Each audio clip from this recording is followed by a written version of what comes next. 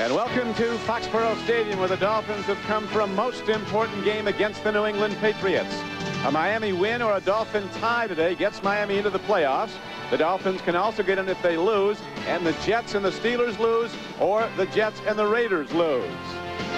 Good afternoon, everyone. Don Cricky with Beasley Reese. The first upset of this day is the weather. Temperature in the mid-40s. It is sunny and mild, a break for the Dolphins, who right now, with 4 straight defeats, need all the help they can get. They'll need help stopping Leonard Russell, the outstanding runner for the Patriots, as this New England team right now is a very good football team, and Russell's one of the best. This is not a team that you want to play, and Russell and that running game of New England, that's a group you do not want to try to stop. Look at the Patriots' rushing yards over the last 4 games, 548, and how anemic the Dolphins have been, averaging just 46 yards per rush over the last 4 games. Now, Leonard Russell has been the man for New England, over 1,000 yards already. He is so strong. He popped out a shoulder last week. They popped it back in, and he kept playing. We're talking about a tough guy. We're also talking about a very good Patriot defense. Over the last 9 weeks, the Patriots have allowed a total of 91 points, the low total over 9 games in the NFL. Meanwhile, the Dolphins are giving up points like an NBA team, Beasley. It's injuries. I mean, this team has so many stars, but everybody on defense is hurt. Lewis Oliver is out. Larry Webster didn't make the trip. Jarvis Williams has been on crutches, and he was on crutches till Wednesday. I guess the good news is that John Offerdahl, though hurting, will try to go today. He will start. And they really need John Offerdahl, a great run stopper. Miami has been decimated defensively, and the running game of the opposition has torn them up. Now, the kickoff comes down to McDuffie, and McDuffie, turning it wide, turns it across the 30-yard line and out close to the 35. O.J. McDuffie, who yesterday was doubtful of playing because of a nosebleed problem. They actually had him hospitalized earlier in the week. Is ready to go, obviously, and very well, as he gives the Dolphins good field position to start. The offensive line with Richmond Webb and Keith Sims, Pro Bowlers next January or later. In February, I guess the Pro Bowl's coming up, but they'll be there. Scott Mitchell's at quarterback. Terry Kirby with 72 catches. Keith Byers, he's caught 57. They really like to go to their backs. And now Miami's running game, which over the 4-game losing streak has averaged just 46 yards a game rushing, is good for a 2-yard pickup on the first down call. Tim Gold, the nose tackle, made the stop. Hitson Washington up front with him. Andre Tippett, Vincent Brown, the best linebacker never to go to the Pro Bowl, is the leading tackler for the Patriots. They'll start a rookie, Orwin Brown at strong safety.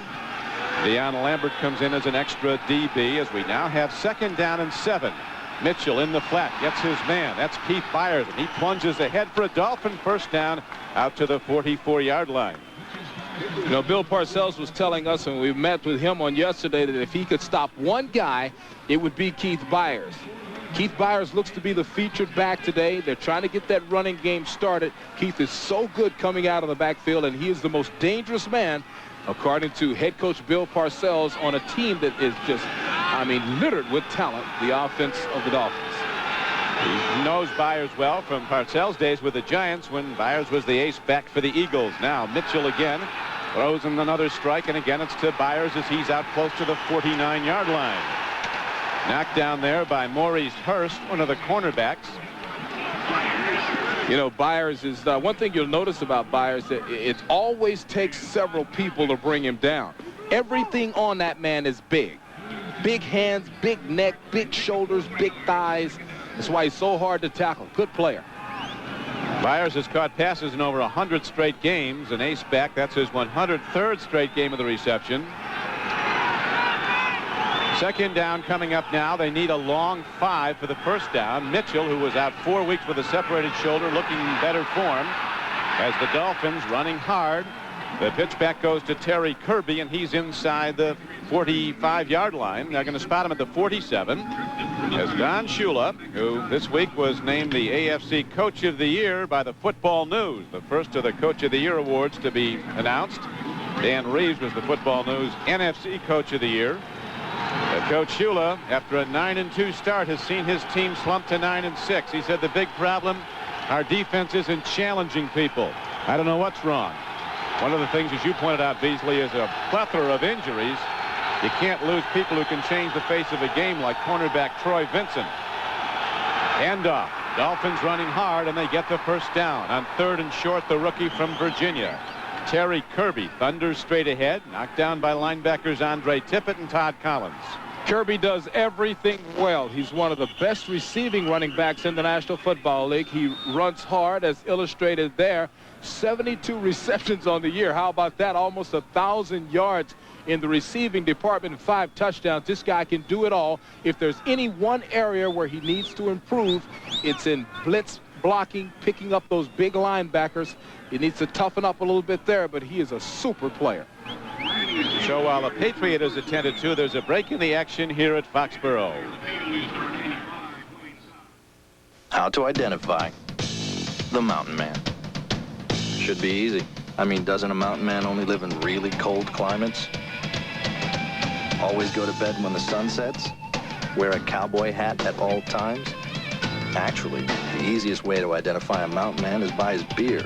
Smooth Bush beer, or easy drinking Bush Light, the 2 cool beers of the mountain man. So, be a mountain man. All you gotta do is head for the mountains. I love steak, especially a thick, juicy T-bone. A1 all over the top. Perfect. Wonderful. I'm in the mood for something spicy.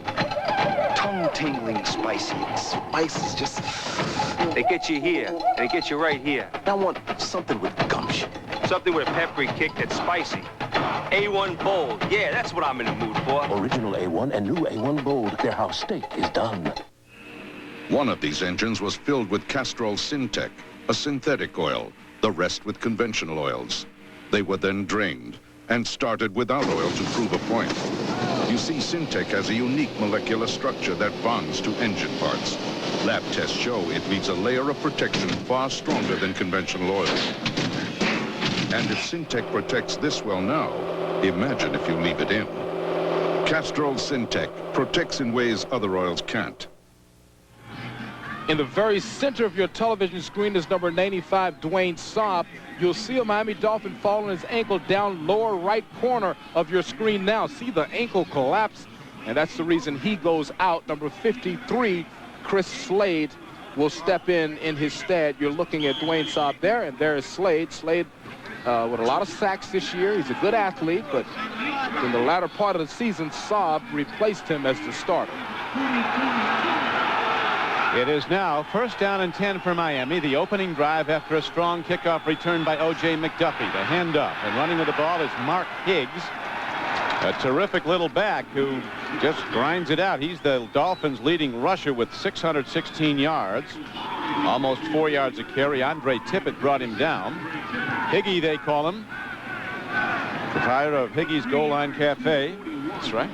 He's a great player, Roy. He gives it to you every week, every game. Parcells was talking about him as being one of these guys from Kentucky. He said when you get players from Kentucky, they maybe didn't come from a lot of wins, but they all seem to work hard, everyone he's been associated with. A lot to say good about Wildcat players. And here's the handoff again. It's Higgs coming inside the 40-yard line on a 2nd down and 7 carry.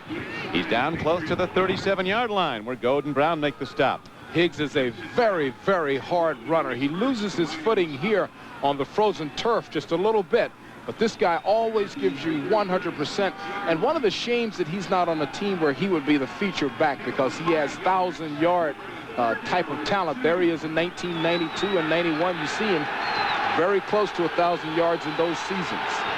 So much talent on this Miami team, you have to share the ball. Yeah, a lot of people want to play there because of it, particularly when Marino's in, the way the ball is spread around. Now Mitchell missed a handoff. They don't like him running after suffering a separated shoulder. He dives at the yard marker, and he's going to be close on 3rd and short, but he is going to be short as the rookie safety, Corwin Brown, struck him and knocked him out of bounds. Well, somebody went the wrong way that time. Either Scott Mitchell turned the wrong way or Terry Kirby went the wrong way. You see quarterback and running back totally disjointed there. And like you said, Don, they don't want this guy running. I mean, he's just now coming back from a separated shoulder. That could be trouble if he has to run too many times. He separated the shoulder against the Eagles November 14th, Scott Mitchell did, and The Dolphins ready now to go 4th and 1. Power set. Mark Higgs, not close. The New England defense, which has been stuffing people in the recent weeks, does it again. Inside linebacker Todd Collins shut it off. The Dolphins really never had a chance at getting the first down on the 4th down carry. This defense has become one of the most respected defenses in the league over the last month and a half. They fly to the ball. There's nothing, absolutely zero at the point of attack. Collins coming around the corner. He's one of the players who has become a starter about mid-season. Dwayne Saab, one of the players who became a starter. A lot of guys really showing Coach Parcells that they know what to do. Bledsoe, the rookie quarterback, the #1 player picked in the draft, ready to put it up on first down. Look at this arm as he softly puts it out in the flat. Kevin Turner, a fullback from Alabama, fights ahead for 11 yards. And a Patriot first down. Bledsoe really coming of age as his rookie season wears on. There's his offensive line, and it's been one of the best in the NFL. Bruce Armstrong has been a Pro Bowl tackle. Eugene Chung, he was a #1 draft choice. Pat Harlow at right tackle. Don Shula calls maybe the best tackle in the American Conference. Bledsoe at QB, big back. Both are fullbacks, Turner and Russell. Brisby and Timpson, the wide receivers. Marv Cook starts at tight end. The best tight end is Ben Coates. There is Eugene Chung. And he opens a hole as Leonard Russell drives for some yards, and there's not a whole lot to be got as he stopped after a 2-yard pickup by Chuck Klingbeil, the nose tackle. Cross, Klingbeil and Golick across the front. Marco Coleman really a rush end, an outside linebacker from a size standpoint. Grimsley starts at outside backer. Offerdahl in the middle. Ryan Cox right outside backer. Frankie Smith starting at left corner for the Dolphins. In the secondary with Brown, Williams, Braggs, and Vesti Jackson, not starting at left corner, but will be the nickel back. 3 wide receivers set now for the Patriots. Second down. They need 8. Over the middle, the ball is thrown. And on the run is Corey Kroom as he thunders ahead inside the Miami 40-yard line and down to the 36. A 13-yard gain and a Patriot first down. Well, right now the Patriots are calling the perfect plays to offset what Miami is trying to do defensively. These guys are really setting up well. Look at the great block coming in there. And Corey Kroom running straight ahead hard. Kevin Turner on the last play running straight ahead hard. These guys are pumped up. They are pumped up. Ray Perkins, the former Alabama coach and former Tampa Bay Buccaneers head coach, is the offensive coordinator for New England as the Patriots go to the run again. This time Leonard Russell coming to the right side is knocked down. Russell is probably at his best running to the left. Most right-handed people run to the right best, but he goes to the left better. Well, the amazing thing about Russell is how tough he is and how hard he runs. And I did their game last week when he popped the shoulder out. I mean, the shoulder came out of the joint, went to the sideline, they popped it back in. He finished the game, and here he is out here playing today. Jeff Cross shaken up, defensive end for the Dolphins. So while Jeff's attended to, we'll break for this. So this is a fireman's holiday, huh? Oh yeah, family vacation. Okay, and you say you use Duracell batteries in your flashlight at the firehouse? Oh yeah. Cop and tell. Kind of depend on that, like you depend on your buddies at work, and the battery's always there. Yeah. When I need it, whether I'm crawling through a hallway of a burning building, looking for kids, or whether I'm playing with my own kids right here in the woods. Ever figure out why Duracell batteries last so long? They take energy from little kids and they put it into their batteries. Duracell. No other battery lasts longer. Batteries that don't take a nap.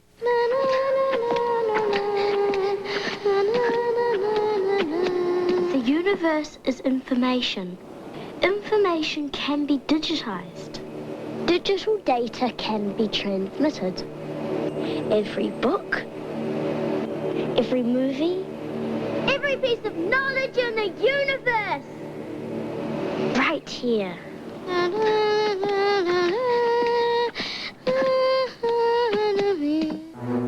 Jim Fansler's cold won't give him a minute's rest. But he's about to break free with an effervescent rush of relief. Alka-Seltzer Plus Nighttime. It speeds powerful medicines to free your breathing, relieve your runny nose, soothe your aches, and quiet your cough so you can rest.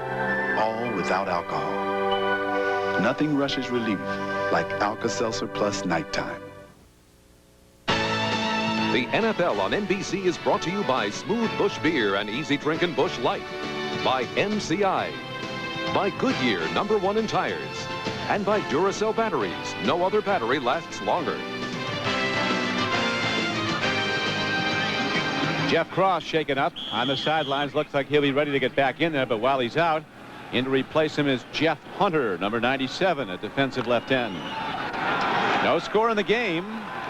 Dolphins were stopped on a 4th and 1 on their first possession. Now the Patriots are moving the ball well. Second down coming up. They need 8. Drew Bledsoe rifling in the flat to Turner, and he lunges for the first down marker. Brian Cox was with him on the coverage, but it's going to be close to a first down, and it appears he has another one, Beasley. Once again, the Patriots outsmarting the Dolphins. The Dolphins have 8 men committed at the line of scrimmage expecting a run. The nice little play fake, a perfect pass by Bledsoe. And once again, Kevin Turner, who's one of my favorite players in this league that not a lot of people know about, he always makes big plays, and you'll see a big play from him at some point during this game, stretching out for what appears to be very close to a first down. Kevin Turner, the man that they went to again. Bledsoe now 3 for 3. 2 of those tosses to number 24, Kevin Turner, or number 34 for the Patriots. Jeff Cross is back in the game now at defensive left end. So now where they marked the ball, originally they had it spotted for a first down, but a linesman came in and moved it back a little. It's going to be just short and brings up 3rd down. Jeff Cross is one of those guys that they can ill afford to lose on this team. They've had so many injuries on the Dolphins defense. I mean, this team offensively and defensively. There's Oliver Dottie. He's the defensive coordinator for this team, and we were talking to him yesterday, and he was just saying, you know, when you lose guys that are in critical positions like free safety and middle linebacker, it's very tough. There's the middle linebacker. So many injuries for so many years, but still trying to get in there. And he said the big thing they've been losing is 3rd down. The opposition has been winning on 3rd down. Do they hear? They do. The Patriots on 3rd down get ahead for a gain of 3 yards on the run by Kevin Turner. Jeff Cross was on the tackle, but with 6:50 to play in the first quarter, the Patriots drive on.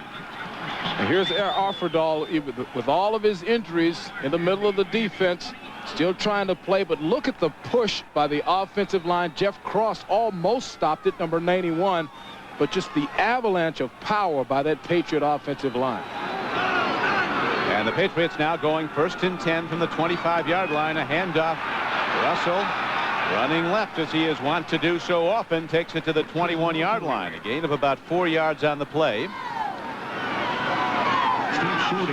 John Offerdahl again then. Yeah, Beasley. he's all over the field. I mean, it's a different defense when he's in the game. You see the right bicep taped up. That was hurt earlier. Here he is sniffing out, bouncing off people, trying to get to the runner. That's a tough life for an inside linebacker, and this guy is put together by baling wire and chewing gum, but he's out there. He's really had an array of injuries. This is the 8th play of the drive coming up for New England. And they go to Leonard Russell, and he cracks right into the Miami defense, knocks people back, and takes the ball all the way down to the 8-yard line. As again, Miami is helpless against the opposing onslaught with the running game. Well, it's Eugene Chung. It is Bruce Armstrong. These guys are blocking so well. Nice fullback block by the center, Arthur. Look at the alley that Leonard Russell has, and from about 5 yards on, the rest of that is a personal effort that belongs to Leonard Russell, just running through and over people. So now it is 1st down and goal for the Patriots inside the 10-yard line. Russell near side. Good D this time by the Dolphins as they knock him down, maybe for a loss of a yard. Marco Coleman, number 90, came across and got him first. I'll tell you what gets you when you're an offensive player, especially for a running back, if you get penetration.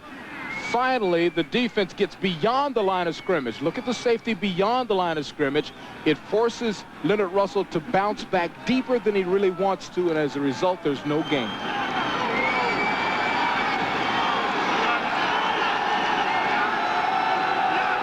Second down coming up.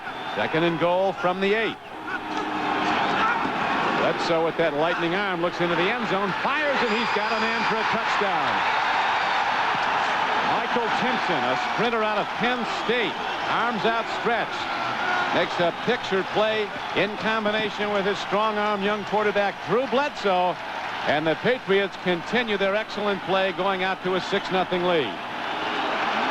One of the reasons that the scoring is down in the National Football League is that the defenses are playing a lot of zones. Watch everybody drop back into a zone, and then what a great throw and great catch. The zones make the throw have to be perfect. Two defenders right there, great throw and a great catch. But there is a penalty marker down, and this play could be coming back as we listen to referee Red Cashin. Tripping during the run. Number 78 on the offense. 10 yards, still second down. This looks like the Patriots we saw earlier in the season, Beasley. When they were getting into the red area, the 20-yard line in, the Patriots used to self-destruct. That time, their all-pro, Bruce Armstrong, called for using his feet to bring somebody down. Now, you got to do what you have to do. Take a look at top left corner. There's the right leg stuck out.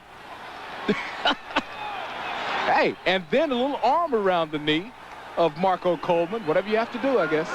But that makes it 2nd and goal from the 18. Bledsoe looking, same play. Man is out there. Overshoots. Good coverage by the Dolphins. Stephen Braggs, who's starting today, number 36, was right with the receiver. Frankie Smith also covering on the play. Once again, zone coverage by the Dolphin defense. It ends up being a 2-on-1. Ball just a little bit too far. The fans here were calling for a pass interference, but that wasn't the case. 11th play of the drive coming up now. A touchdown pass a moment ago negated on a tripping call on the left tackle of New England, Bruce Armstrong. This makes it 3rd down and goal for the Patriots and the Dolphins 18-yard line. More markers down. Throw over the middle. Hard collision at the 8. Markers were down at the snap of the ball. Brian Cox came in and put a pop on Michael Timpson. Jarvis Williams was also on the play. But the Patriots will get it over. It'll be 3rd and goal from the 13-yard line. A 5-yard offside penalty to be stepped off. Offside. Number 51 on the defense. 5 yards, still 3rd down. On the top right part of your screen, you'll see Brian Cox coming into your picture. Right side of your screen, there's his head. He can't get back in time, so the Patriots essentially had a free play to take a shot in the end zone. Bledsoe gets some time, takes a look into the end zone, swings it out. He's not close. Again, very strong coverage by the secondary of the Miami Dolphins. Their nickel defense had the receivers blanketed. Everybody was blanketed, and Drew Bledsoe did something there that he hasn't done most of the year. He's really starting to learn. He simply threw that ball into the ground. Everybody was covered.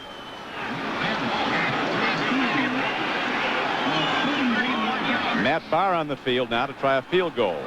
Now, we found Crittenton had his defender to fall down, but still some safeties around him. So Drew Bledsoe, I think, wisely throwing that ball away. The field goal try by Matt Barr is good, and there's no telling where the Patriots would be if they had him kicking all season. Debbie, these shots are fabulous. Beautiful, Debbie. Better than the last time, Tony? Absolutely. It's my job to make sure people look good. A few weeks ago while doing test shots with Debbie, I noticed something. Dandruff. So I told her about Head & Shoulders. You see, regular shampoos merely rinse flakes away, so they could come back. But look, Head & Shoulders helps stop flakes from even forming. You see the difference? Yeah, picture perfect. Head & Shoulders turns dandruff problems into beautiful hair. For everyone working to provide a better life for those they love, there's an independent traveler's agent there to protect what you've worked so hard to achieve.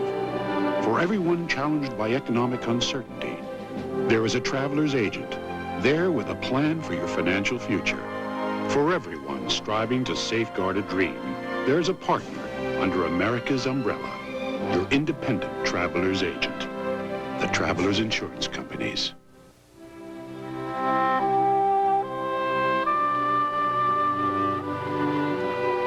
My family has been brewing beer around here for 120 years. Every now and then, I think that's a big accomplishment. That's when it's time to come out here. It's nice to get a little perspective.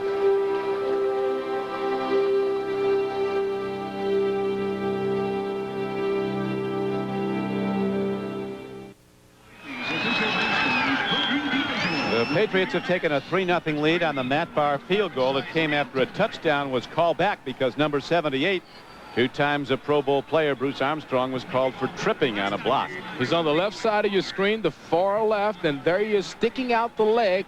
You can't do that on Marco Coleman. Then he takes his hand and grabs him, but that's one of the best players in the league. He'll be a free agent at the end of the year. He's about to be a multi-millionaire because of this new collective bargaining agreement. And he's a great comeback story. He had a complete knee reconstruction. There was some question about his future. He's played every down this year. Now the kickoff brought downfield by O.J. McDuffie again as he crosses the 20 and gets out to the 25-yard line.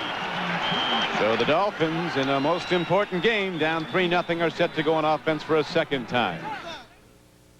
It looks like a new kind of Tylenol. It seems to be pretty strong medicine. It really makes you feel better. Oh, good. Something easier to swallow. It does look high-tech. Introducing Extra Strength Tylenol Gel Tabs. All the power of Extra Strength Tylenol, made with an innovative patented gel coat technology. They work hard on your toughest pain. It worked fast for me. They did the trick. I went bowling last night. Tylenol Gel Tabs, the newest form of pain relief. The gel tabs were strong enough to take my pain away. Got rid of my aches and pains. That's why we're standing here talking to you. When life turns up the heat. They start the wedding without me? This shouldn't take long, honey. Nothing protects you like Degree antiperspirant. It's body heat activated to release extra protection. Degree, your body heat turns it on. This Goodyear Aqua Tread pumps away over a gallon of water every second with its deep groove aqua channel. That's 396 gallons per mile. Think about it. The all-season Aqua Tread, only from Goodyear. It is unseasonably mild for this January day in Foxborough. It wasn't 11 years ago, though, when the Dolphins and the Patriots met. The game was played in a snowstorm, and it was scoreless with 4:10 left in the fourth quarter. Patriots head coach Ron Meyer calls timeout and sends a work-release parolee, Mark Henderson, out to clear a pass so field goal kicker John Smith can get a good pass at the ball, and Smith delivers what turns out to be a game-winning field goal, a 33-yarder, and the Patriots won 3-0, and Don Shula Beasley still hot about it 11 years later. That's one of those moves in history that changes rules, you know. Especially with Shula, you know, he was on every rules committee in the National Football League. He's still hot about that. Coach Shula looking for offense from his team. They could be putting the ball deep downfield before long. The Dolphin coaches in assessing the New England defense say it's one that just doesn't give up a lot of big plays. And there is a throw downfield, but Mitchell isn't close to his intended receiver, Mark Ingram. Now let's go to NFL Live in New York and Jim Lampley. Jim? All right, Don, let's go to Kansas City, where after a 55-yard John Casey field goal put the Seahawks up 3-0, Joe Montana rebounds with that 14-yard shot to Willie Davis. And the Chiefs, looking to come back from last week's loss, have a 7-3 first quarter lead over Seattle. Back to Don and Beasley. Thank you, Jim. We're at Foxborough. We have the ball positioned at the 25-yard line. Dolphins down 3-0. A win or a tie against New England today puts Miami in the playoffs. Mitchell running out of time, throws downfield, a beautifully thrown ball, and a terrific play on it by the tight end Keith Jackson, as he's ahead for 14 yards and a first down. The Dolphins offensive line really put on a show this time. I mean, Mitchell has all the time in the world. Look at him surveying the field, stepping out. There's nobody around him. He is able to put the ball right between defenders and in the perfect spot. The offensive line did a great job that time. Pro Bowlers on that offensive line, and Richmond Webb and Keith Sims, all on the left side. Mitchell, a big, rangy quarterback, 6'6". In his fourth year out of Utah, he missed 4 weeks with a separated throwing shoulder. Now, looking for a change of pace to put that burst down is rookie runner Terry Kirby, but the Patriots give him no gap. John Washington, 76, takes him down. Now, I just talked about the all-pro left side of that offensive line. They are controlled very well by the Patriot defense. And then from the backside, John Washington, a veteran of 8 years, showing good speed, coming from the back and making a super play. John played for Bill Parcells with the Giants. And, you know, John was like the maybe the fifth defensive lineman for Parcells on that team. So he found him a job through his coach changing teams. This defense, very, very sound. New England's defense, very basic. Now the back judge fires in a penalty marker before the snap of the ball. The play clock may have run out with 2:32 to play in the first quarter, and the Patriots leading the Dolphins 3-0. Delay by the offense. Yep, delay of 5 game yards, call. still second down. Patriots, as you know, Beasley, tough to score on here at Foxborough. In fact, they have not allowed a touchdown at home in a couple of months. They haven't allowed many points at all. I mean, it's been unbelievable what they've done the last 9 games. Last team to score a touchdown against the Patriots here at Foxborough was the Buffalo Bills back on November 7th. Mitchell on a rollout, throwing downfield. Nicely done. Tony Martin makes the play. And then one of the guys coming in to try to separate him from the ball, Corwin Brown and Rod Smith colliding hard, and Corwin Brown is down. He looked like he was trying to put a knockout tackle on Tony Martin. He knocked himself out. That can happen. I mean, oh, believe me, that could happen. He knocked himself completely out. Here's a perfect look at it. Good coverage by Rod Smith, number 22, driving in on his man. Here comes Corwin right here. And he knocked himself out. Maybe got that ear hole shot that you're so fond of. The ear hole shot is a shot right in the ear opening of the helmet. And boy, I tell you, it can really ring your head. And while we have him on, we're going to take a look at the natural gas quarterback efficiency ratings. John Elway, the leader from Denver in the American Conference. I was talking to John's dad earlier, Jack Elway, who is former head coach at Stanford and at San Jose State. He's now here as a scout for the Denver Broncos, and he, of course, is looking at the Dolphins as a possible first-round opponent next week for Denver. Joe Montana throwing the ball well, as you saw a bit ago. He's number 2. Bledsoe is a guy to watch as the years roll on. 6'5", 230 pounds, just 21 years old. Great attitude, great arm. Everything's there, Beasley. And he's really starting to mature. I mean, we have seen it over the course of this season. When I first interviewed the guy, it's like talking to a high school student, really. I mean, he seemed distracted and like we were a bother, and now he's a lot more professional and knows what to say and more giving of his time. He's going to be a great quarterback. And we remind you that coming next on most of these NBC stations, it's game 2 of our NFL doubleheader. Most of you will see the Broncos take on the Los Angeles Raiders. The Raiders will make the playoffs if the Steelers lose to Cleveland today. They're playing right now. But if the Steelers win, the Raiders must beat Denver to make the playoffs.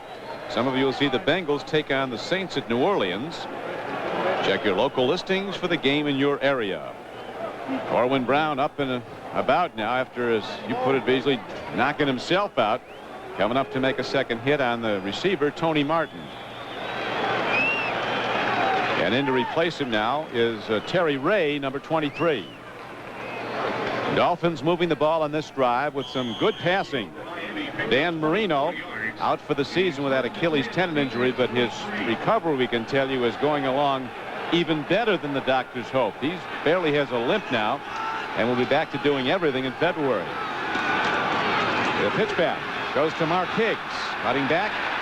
Higgs gets a few on a first down carry. He gets 3 yards, and Vincent Brown, a lead tackler for the Patriots, making the stop. You know, one thing about Dan Marino is the guy is at every game. He's at every practice. He's in every meeting. You know, it's a lot of guys that would, you know, take the rest of the year off and play some golf down in Miami on a day like today. But he's on the sideline. That's what I love about him. That's what all of his teammates respect about Dan Marino. Well, as Parcells said, when you want to look at what's happened to the Dolphins in recent weeks, he said, you just can't lose to Dan Marino. They don't come along that often and expect to have a winning team. Here's a throw, and it's taken by Kirby. He's inside the 40 and the 30. A big play by Miami as Terry Kirby is down to the 26-yard line, weaving his way for a 14-yard gain before Terry Ray tackled him. Well, Kirby has great skills. I mean, receiving skills, running skills after the play. You see him stalling there, waiting. Now, immediately, he's got to throw a move. Now, watch this move right there. The guy's got great skills. He's going to be a great back. He's been a tremendous player, first-year player. What a third-round draft choice he was as they give it to him again.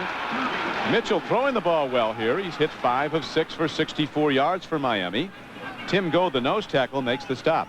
Well, Mitchell has had time to read a short story back there. I mean, that offensive line is really doing a good job. Every time he drops back, he's got time to look and survey the field. That's a luxury. One of the things that hasn't been a luxury, talking to John Sandusky, the assistant head coach and the offensive line coaches, he said there's been too much of a load on him with no running game the last couple games. He's thrown the ball 90 times in the last 2 games. 40 in the loss at San Diego Monday night, and 50 times the week before in that shootout with Buffalo. Well, it's been the running game, and it's also been the fact that they've fallen behind so quickly in the games over the last few weeks during that losing streak that they've had to go to a Dan Marino-style offense without a Dan Marino and without a running game to provide some type of alternate threat. There is no infraction. The clock's skipper will put 25 seconds on the clock. Clock's not working. Fred Cashin saying something about the clock that does not coincide with the time being kept on the field, so he's going to put 25 seconds on it. Meanwhile, the Dolphins have the ball positioned at the New England 25-yard line. Second down coming up, 2nd and 9, and that will do it for the first quarter of play. The time going back onto the play clock, not the game clock. When they said I'd be wearing stripes, I figured pinstripes. But my now ex-agent says I have to wear this while I tell you about the delicious dinners here at TGI Fridays. Like steak on a stick, skewers of choice sirloin marinated in teriyaki sauce, or the herb grilled chicken, charbroiled with Italian herbs, or the baby back ribs smothered in apple butter barbecue sauce. Table for one? Very funny. Fridays, Fridays, Fridays, Fridays. My dandruff and itch are awful. I'll try anything. Denorex tingles. Head and Shoulders doesn't. Both have effective dandruff medicine, but Denorex has something extra that tingles. That's why I started using Denorex. No flakes, no itch. Denorex, the serious dandruff shampoo.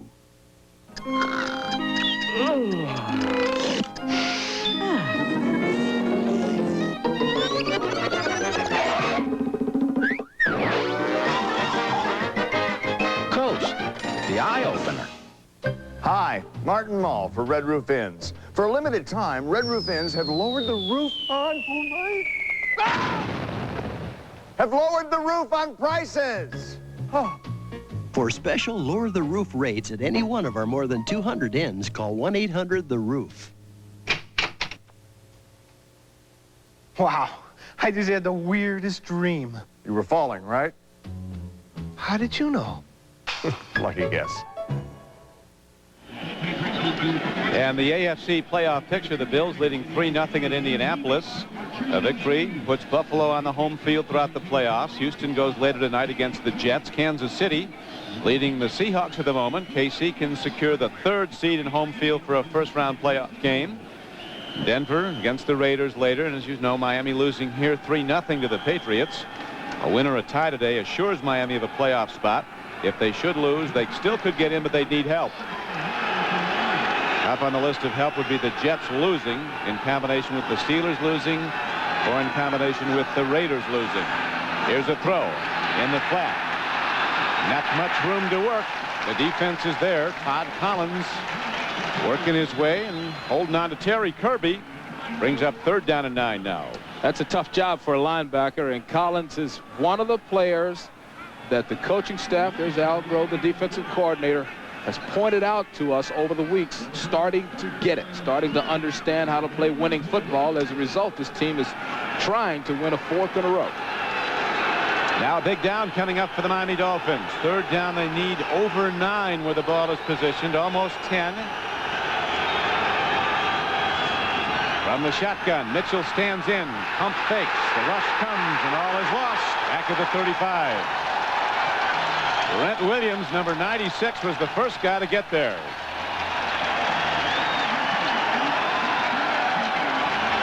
He ate the ball rather than risk putting it up against good coverage. Well, first thing I would say is that he had a super pocket. I mean, there's all kinds of pocket there, and he went the wrong way. When he decided to elude, when he decided to eat the ball, he went the wrong direction, and there was Brent Williams, the beneficiary of that mistake. But, man, the guy's got all day to throw. He's got plenty of pocket. Well, that pocket breaks down. It happens fast, and with the loss, no field goal tried. Dale Hatcher's now into punt for Miami. Ronnie Harris is back. A high arcing, almost a wedge shot. Harris will field it at the 11-yard line.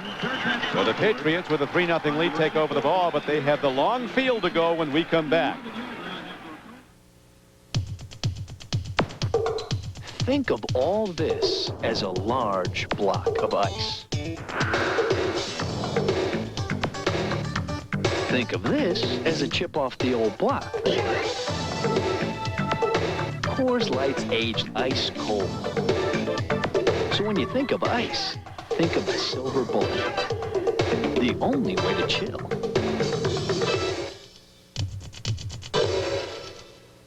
Maybe you didn't know that the Mazda 626 comes with the best basic warranty in its class. But the people of Flat Rock, Michigan stand behind the car they build, and that's why we can too.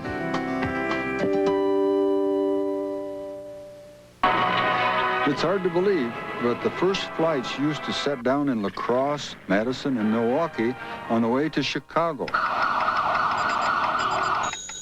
It took nearly 4 hours, give or take an hour. Now they're the #1 on-time airline for a 3rd year in a row. Your flight's on time. It's just one more thing you don't have to worry about. Some people just know how to fly. Folks around Flat Rock, Michigan have their own way of conserving energy. They build the Mazda 626, and they build it so it gets the best mileage of any mid-size sedan in America. So what do they do in your town?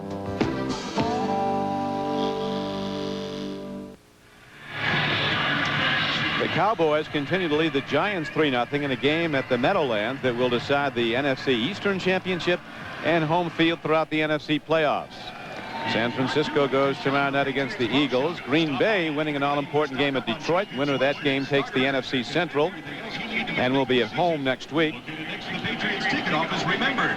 Wear what the pros wear. Right now, we have the New England Patriots breaking the huddle, ball positioned at their 11-yard line. Patriots leading on a Matt Barr field goal, 3-0. To the run. Leonard Russell, both arms on the ball. The Patriots had a big problem with fumbling earlier in the season, but that was quickly put to rest when Parcells made an announcement one day at practice. If you fumble, you don't play. And just like that, everybody stopped fumbling. It's amazing how that works. Now John Offerdahl is out of the lineup. I don't know if he's been injured again or they're just making a situation substitution. We'll check that. Dwight Hodger has come in, number 50 for Miami.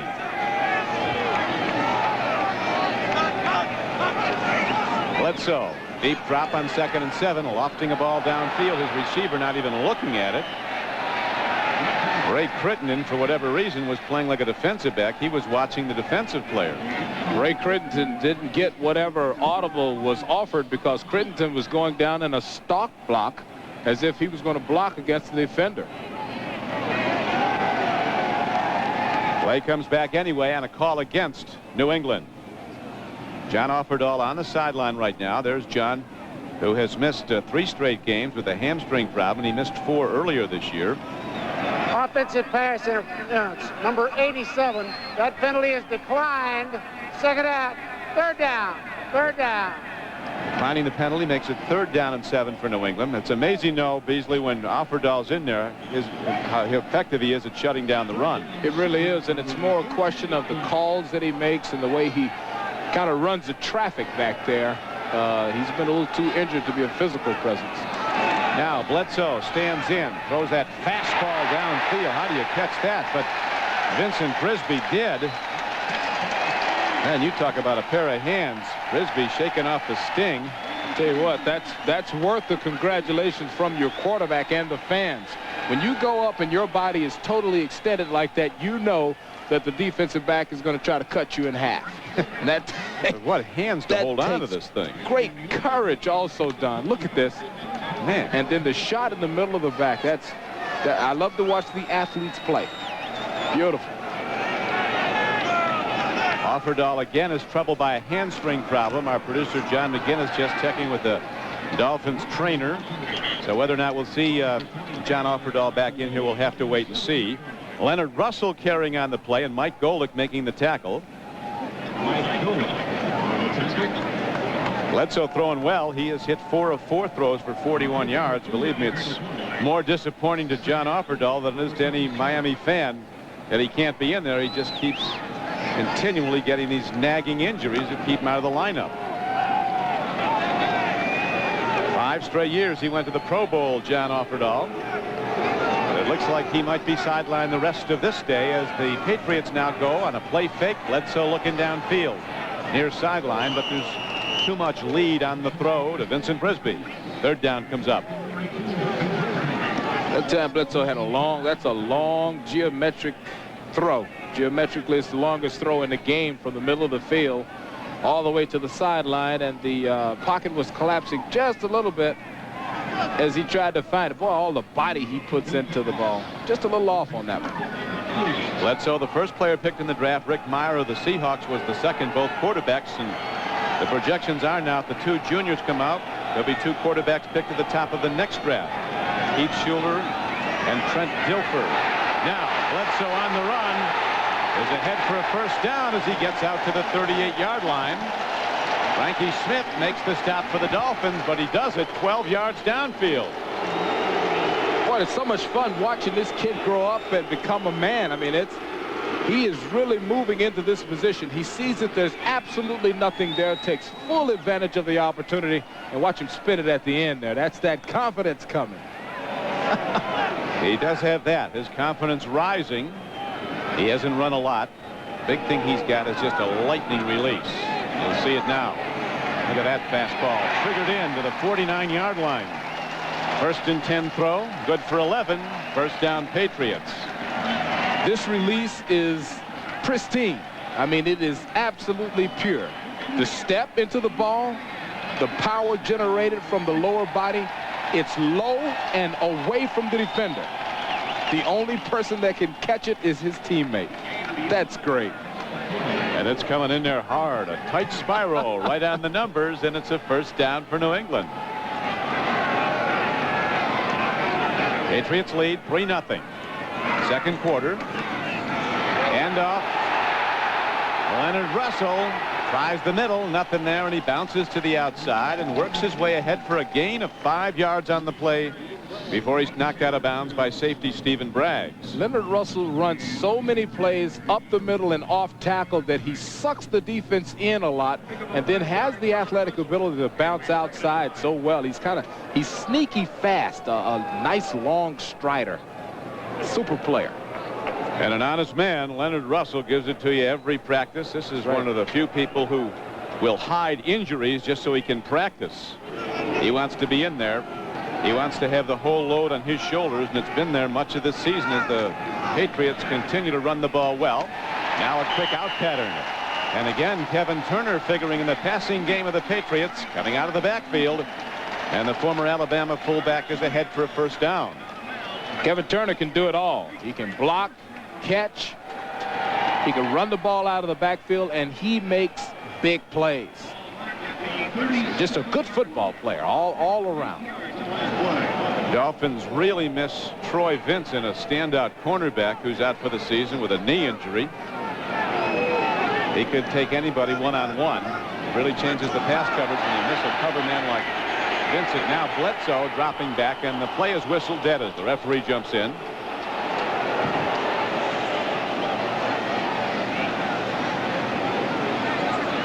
.9:46 to go in the first half.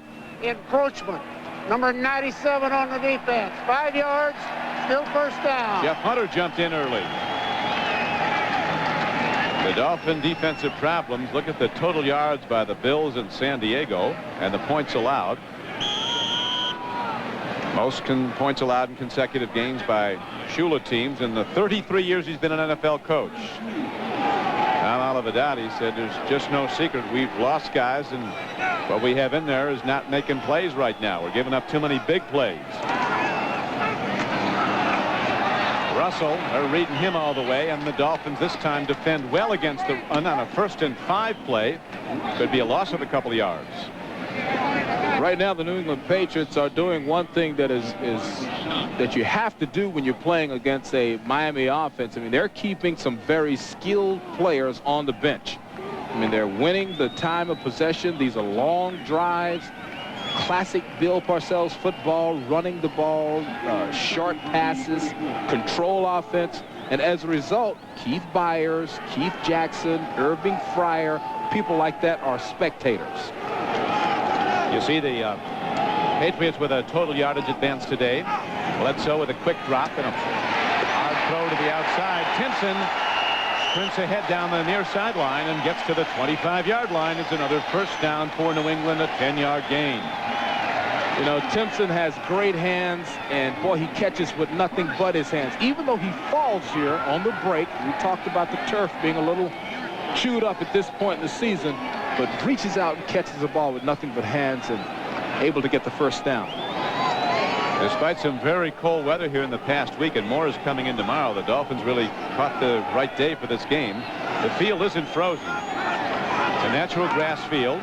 It is, as you point out, a bit chopped up in parts. Here is a throw downfield and in the end zone. Too much lead. Very nearly 6 for the Patriots with 8:16 to go in the first half. Vincent Brisby, who made that fingertip catch a bit ago for a first down, was the target of Drew Bledsoe. That would have been an amazing strike had Bledsoe been able to hit this one. The safety takes the wrong angle. See the safety underneath? That's Jarvis Williams. Breaks too sharp of an angle, so Brisby was all alone. It would have been a tough throw and a tough catch, but good recognition by the young quarterback. Dolphins continue to fall. S.T. Jackson now out of the game with a hamstring injury. 13th play of the drive coming up, as a penalty marker goes down, and Leonard Russell of the Patriots runs the ball to the 20-yard line where Marco Coleman stopped him. Red Cashin checking out the penalty. This is a day with a lot of emotion for Patriot fans. There's a great deal of speculation this team will be sold in the next 2 weeks, and there is continuing speculation that it'll be moved to St. Louis, Missouri. Offside. Number 90 on the defense. 5 yards. Still second down.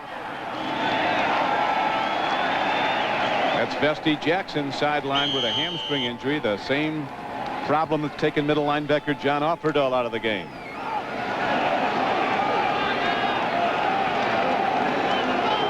Patriots leading 3-0 and challenging now on a 2nd down and 5 play. Bledsoe, a perfect strike, down to the 7-yard line. Vincent Brisby turning back at the ball is ahead for 13 yards, catching it on J.B. Brown. Every Patriot we talked about this season, wishing this season could be extended somehow. And Drew Bledsoe has really come on in the last month. I mean, I bet he wishes they had another 4 or 5 games to play. That's a big-time throw. The defender was right on Brisby, and he makes a super spot right in the chest. And when we talked with these Patriots yesterday, particularly Bledsoe, they can't wait to get back here in March to start the off-season conditioning program. These guys know they could be a real good team all season next year. Well, Leonard Russell runs. Dolphins defend well. You know, that's a big point, Don, about these Patriots. I mean, they're talking about the off-season program, you know, here when everybody else is so tired, they just can't wait to get away from one another. I mean, this is a team to watch. If I was an investor, I'd invest in the future of this team. Well, Bill Parcells is admittedly a very superstitious man. You show him a black cat, he'll make like Jesse Owens. Elephants with their trunks turned up, statues of them are good luck. Another superstition, you don't cut a place kicker ever, because he'll come back to beat you. And he stayed with his rookie all season, who just couldn't get it done, and he lost games for them. Now he's got Barr in there. Since Barr's been here, he hasn't missed a kick, an extra point or a field goal, trying to have won every game. You know, one thing about that, though, and Tom Landry had the same philosophy, it shows the other players that you have a commitment to the team and the people that are on the team. Matt Barr has come in there in your screen. He's come in and done a great job. Parcells was telling us that this guy has made every big kick that he's been asked to make. He was his kicker, of course, with the Giants in '90 when they won the Super Bowl. But right now, it's the Patriot offense that's moving the ball. Third down coming up. Bledsoe looks. He throws. It could go for 6. It does. Ben Coates, tight end, 7th touchdown catch of the year.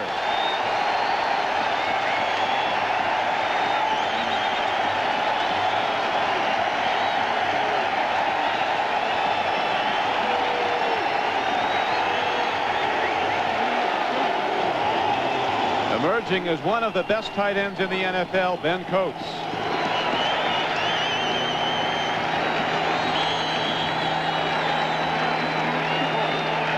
Matt Barr back on the field with 6:04 to play in the first half. And he ups the Patriots lead to 10-0. So the Dolphins again on the ropes.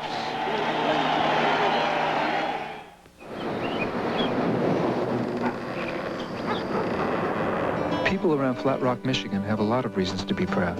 One of which is building the Mazda 626. Because even with dual airbags and a V6 engine, it still costs less than a 4-cylinder Camry LE. 6 cylinders that cost less than 4? People in Flat Rock think that's a powerful argument for the 626. And so do we. Mazda. It just feels right. This is a Gold MasterCard, okay? Sure, it's got a credit line of at least $5,000, but it won't settle any unresolved issues from your childhood. Well, maybe it could. I mean, no Gold card is more accepted on the planet, so you can take your parents to dinner practically anywhere and say, Mom, Dad, you raised me. I owe you a steak.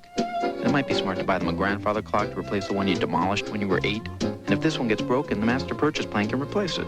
So, I guess a Gold MasterCard could resolve some childhood issues. Wow, Gold MasterCard. It's more than a Gold card. It's smart money.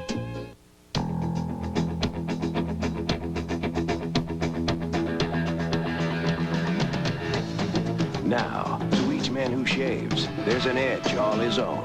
Only Edge Gel has 8 custom formulas to fit every shaving need. From tough beards to sensitive skin. For a close, comfortable shave, get an edge of your own. Edge Gel, skincare for men. Ultimate closeness, ultimate comfort. That's the edge. The NFL on NBC is brought to you by Mazda. Mazda, it just feels right. By Coors Light, aged ice cold for that pure taste of the Rockies. Reach for the silver bullet, the right beer now. By Northwest Airlines, some people just know how to fly. And by TGI Fridays, where you'll find a wide variety of great food, served in an atmosphere that's great fun. Everyone looks forward to Fridays. Don Trickey with Beasley Reese back at Foxborough Stadium, where the Patriots have just opened a 10-0 lead on the touchdown throw from Bledsoe to tight end Ben Coates. And now Matt Barr, who hit the first points of the day on a field goal and then hit the extra point following the touchdown a moment ago, ready to kick it off. There's O.J. McDuffie out of Penn State, the #1 draft choice of the Miami Dolphins, and a man that Parcells thinks is one of the most dangerous people on a football field in his conference. McDuffie takes it back close to the 30-yard line. Trucks are a spiritual thing to me. Something you can depend on. It's just like, you know, my best friend, I guess you might say. Out on the ranch is where I'm at, and that's where I want the truck to work for me. I need a truck that's rough like I am. Introducing the all-new Mazda truck with a 4-liter V6 and a soul to match. The new Mazda truck. Saddle up and let's go dancing. Mazda. It just feels right. The whole idea of saving for retirement is to get ahead. But if your IRA has annual fees and mutual fund sales charges, it can set you back from the start. To make all your money work for you, put it into a Schwab no annual fee IRA. You can choose from over 200 no-load mutual funds and pay no sales charges. And this performance guide is yours free when you open an account. So to make all your IRA money work for you, maybe it's time to come to Schwab.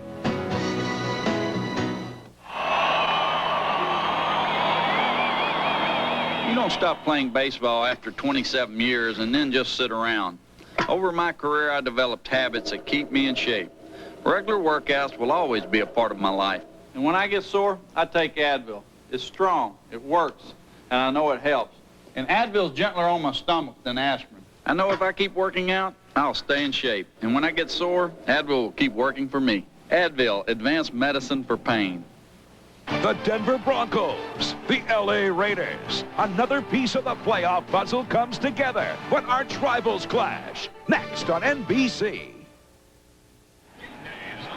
When defenses are playing poorly, they lose players. Look at the right side of your screen. Here's Ben Coates. The Miami defense totally loses him. Bledsoe finds him all alone for the touchdown. And that guy right there should make the Pro Bowl. The tight end on the other side of the field made the Pro Bowl, and Keith Jackson. But Ben Coates is one of the best. And when we were talking to Parcells yesterday, I could tell that he knew his team would perform well against the Dolphins today. That's a good player right there. Oh, it's a terrific player and one they want to sign. He is a 5th-round draft choice out of a little-known school. Don Shula was high in his praise of Coates out of Livingston College. Ben Coates, and now Scott Mitchell looks to air it out, and does, near sideline. Getting the ball downfield for a first down to the former Patriot Irving Fryer. That's his 62nd catch of the season. 15-yard gain. They got to start throwing, Beasley. Nothing much has happened with that running game. Yeah, they got to start throwing. Irving Fryer gets a little boo there for his reception. He did a lot of wonderful things in this stadium, but they have to put it up and get back in this game, and that was the Fryer factor. He ran young Smith, Rod Smith, off. Smith was still running when Fryer stopped to catch the ball. First down coming up. The Dolphins go to the run, and Mark Higgs cutting back. A terrific run by Higgs on first down. First line of defense hit him, and he spun off and got ahead for a gain of 8 yards. Well, that's what Miami would like to do, but they haven't been able to do it lately. The last 4 games, they've fallen behind, so they've had to really start throwing a lot. Take a look at how many times what they did when it comes to rushing, when it gets down to those really 2 big losses against Buffalo and San Diego, averaging just 46 yards rushing per game. Can't win that way. Cannot do it. Now they're averaging some nice yards, and Mark Higgs is the man. They've gone back to Higgy, and he's giving them the goods as he busted ahead for a 20-yard gain. That was that all-pro side of the offensive line for Miami with Richmond Webb, Keith Sims, and Dylan Baugh. And look at the lead block, super lead block by Keith Byers, springing Higgy. And boy, he's a hard runner. He's a very short guy, Don, but he's stout. He's got a pair of legs on him. Probably as big as Keith Sims. I mean, he's really got powerful legs. 5'7", 200. Yeah, so has the big heart. They play fake to Higgs, and now Mitchell lets it go to the sideline, and he makes a connection. You can see the difference in velocity in the 2 quarterbacks. Mitchell just doesn't have his usual snap on the ball since he hurt his shoulder. That throw was dangerously late. I mean, that's the reason that Irving Fryer was so upset. Now watch this play. This should be intercepted. If you got a little more, more motion had broken long before then. That was dangerously late. Maurice Hurst could have taken that the distance. But they get the ball on the reception and a gain on the play of 5 yards. Back to Higgs. He makes people miss. Nobody's moved the ball on the ground. Mark Higgs has here in the second quarter against the Patriot defense in quite some time. A 7-yard gain on the play. Now that's the 3rd play that they have run from the center to the to that same side, ending up on the left side where those 2 all-pros are. And at some point, the Patriots are going to load up, expecting them to do that and snuff that out. Dead even in total yards, but not on the scoreboard. Only place it counts. It's a 10-0 game. New England in the lead. But the Dolphins challenging in a game that if they win it will put them in the playoffs and probably on the home field next week. Higgs is stopped on first down by Vincent Brown. Number 59, a player who, if anybody deserves to go to the Pro Bowl some year, it's Vincent Brown, but he never gets the vote. He's playing on the wrong team to get a lot of national note. Now, as a result of this season, they may get more games on national television. Watch number 59 smelling it out and sneaking in between the blockers. You talk, Beasley, about the Patriots The Dolphins only getting 46 yards a game rushing. Here's a throw and a completion downfield to Mark Ingram, who looked like he was going to lateral to Byers. Thought about it. Higgs has rushed for 42 yards here in the second quarter. That was an 11-yard gain as the Dolphins get closer. Rod Smith was on the tackle. Well, there are so many stars on this Dolphin offense. At some point, you got to figure some people are going to make plays. Watch him think about pitching it to Byers, but he also saw Andre Tippett there and wisely decided to keep it. Good play. And Mitchell putting up some nice numbers. Mitchell is 9 for 10 for 96 yards. I mean, he has consistently done some things as they fall up just short of the first down. But Don Shula was telling us that he expects a big day from Scott Mitchell. There he is over conferring with Shula, and Marino also was in that little huddle, in that little meeting. And Gary Stevens, the Miami Dolphins quarterback coach, one of the best. He's been working with Mitchell. Mitchell's numbers, despite the recent problems with interceptions, 5 in the last 2 games, he still has very impressive numbers for the year. 57% completions, 11 touchdowns, and 8 interceptions, and an 84 rating, and that rating way up over 85 now, the way he's throwing today.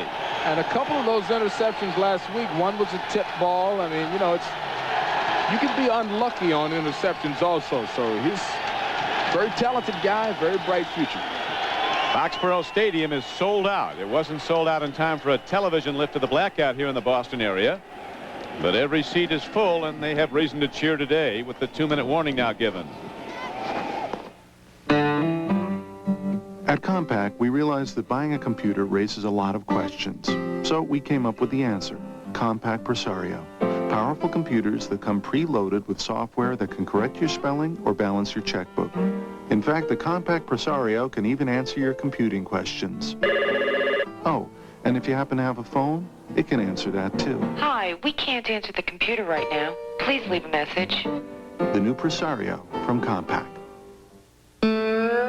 Maybe you never thought of an airbag being custom made for a minivan. But that's how we build the Mazda MPV, because we just thought making safety customary might appeal to you.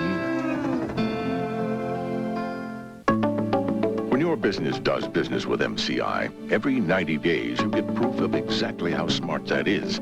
MCI shows you how much you saved compared to AT&T in writing. Proof positive from MCI.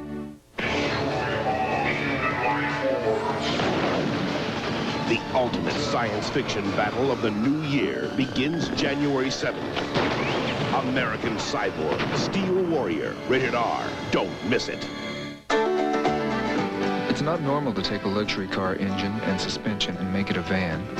But that's how we build the Mazda MPV. Because we just thought a van that began as a car might appeal to you.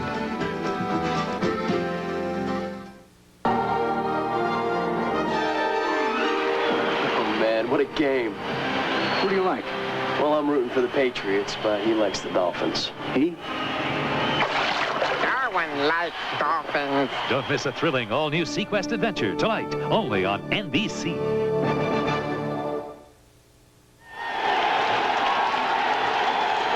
The Dolphins down 10-0, challenging. 3rd and inches. Might be a free ball. The Patriots are signaling there is. I don't know that he made that. 3rd and less than a yard. It didn't look like he got anything. Dolphins now. Mark Ingram's up pointing first down. Mark Ingram says first down. Find out if Mark knows something the rest of the building doesn't. Coach Shula says first down. Another official says first down.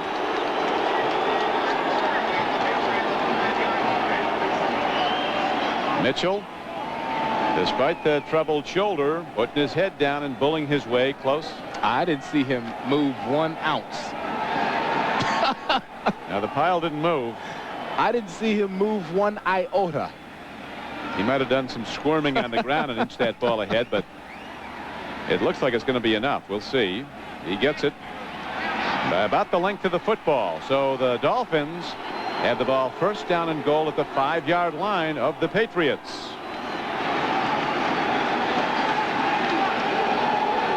This is only the 3rd time that Parcells and Shula have coached against each other.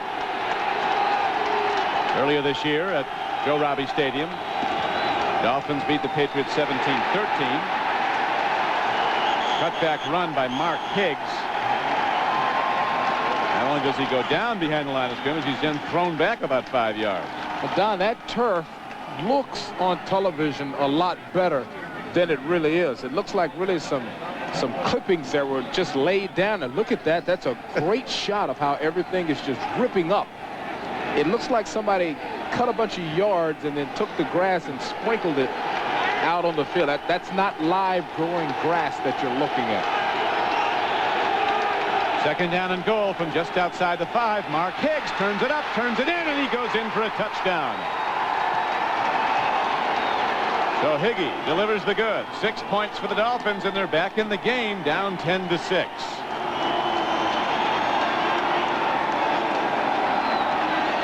Higgs is more the hard-nosed, no-nonsense guy, where Kirby is the flashy, pretty guy. But Higgs just puts it in, drives those knees, and takes it in for the touchdown. That super blocking on the left side of the line once again, running behind. If I had Richmond Webb and Keith Sims, Pro Bowlers, I'd run there also. Most of their production has been on that side. Good side to go to. Left side, Richmond Webb and Keith Sims both headed for the Pro Bowl. Stoyanovich delivers the extra point. He'll be kicking off when we come back. The year was 1974, and our quarterback for the Miami Dolphins was Bob Greasy. He introduced NFL viewers to a new public service TV series called The Great Moments. That was 20 years ago, and every year since, Miami Dolphin players have brought you those great moments in the lives of people who were helped by your United Way right here in Miami. All these players showed how your contributions to United Way were being spent wisely to help people who really need your help. One NFL United Way spot that captured the real spirit of volunteerism featured 3 Dolphin stars. But the superstar that showed us what volunteering and caring and giving is really all about was Gloria Estefan. With her music and her love, she showed that United Way is the best way to give and to care. The child Dina that was with her then is with me now, so that we can say thank you. Gracias. Gracias, there. Now more than ever, the United Way, helping where help is needed most. This message furnished by the National Football League. Super blocking once again. Watch Keith Byers, the lead blocker, coming around, and he'll pick off someone with a super block right there. Dwayne Saab misses the tackle because he's coming at a bad angle, and Higgy simply driving it in for the touchdowns, and Don, the Dolphins are back in it. Higgy doing the job. 9 carries, 47 yards, and a touchdown. As we've pointed out, the Dolphins, during their 4-game losing streak, have been averaging only 46 yards a game rushing. So Higgy's coming up at a time much needed. Oh, he is. And like I said earlier, he's the hard-nosed guy. He's the one with the big legs, and he's just going to drive him in there and do what he has to do to get the team in the end zone. Now the Dolphins ready to kick off. Not much time left. 1:07 to go in the first half. Ronnie Harris and Ray Crittenden. That's Crittenden 81, very fast. And Stoyanovich ready to kick it off for Miami.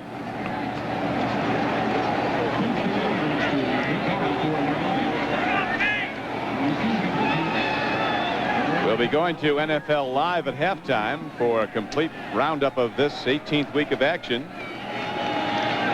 Week 18, 16 games in a season, 2 bye weeks, and now Stoyanovich is ready to hit the ball as the deep men are back at the 5-yard line for New England. Wind at the Dolphins' back, and the ball carries into the end zone. Here comes Ray Crittenden. And he, too, loses his footing trying to cut back in that middle section of the field. Bledsoe, number 11, ready to come out. We'll see if he comes out pitching. The Miami playoff picture. Miami is in the playoffs if the Dolphins win or tie this game with New England. If the Dolphins should lose and go to 9-7, they could still make the playoffs, but they need help from Houston. The Jets have to lose tonight in combination with Pittsburgh losing, or the Jets have to lose in combination with the Raiders losing, and that too would get Miami in the playoffs. But if Miami wins today, there's a very good chance they'd be on the home field next week for a first-round wild card game. Apparently the Patriots are going to throw. They've got 4 wide receivers in the game, and now there's a timeout signaled for. Miami coaches want to substitute on defense, it looks like, Beasley. Well, once they saw them spread the formation all the way out wide, that is a smart move to take a timeout. What they don't need, what the Dolphins don't need, is a big play right here especially how well Bledsoe is throwing the ball. He is becoming more and more confident, and Shula and company wisely going to get some more defensive backs in there.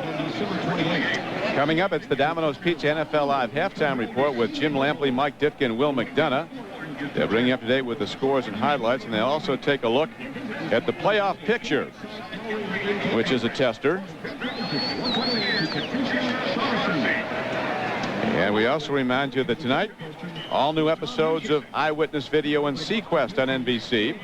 Then see the exciting 2-hour movie premiere of NBC's Viper. In the future, when police are outrun and outgunned, this is the ultimate pursuit of justice.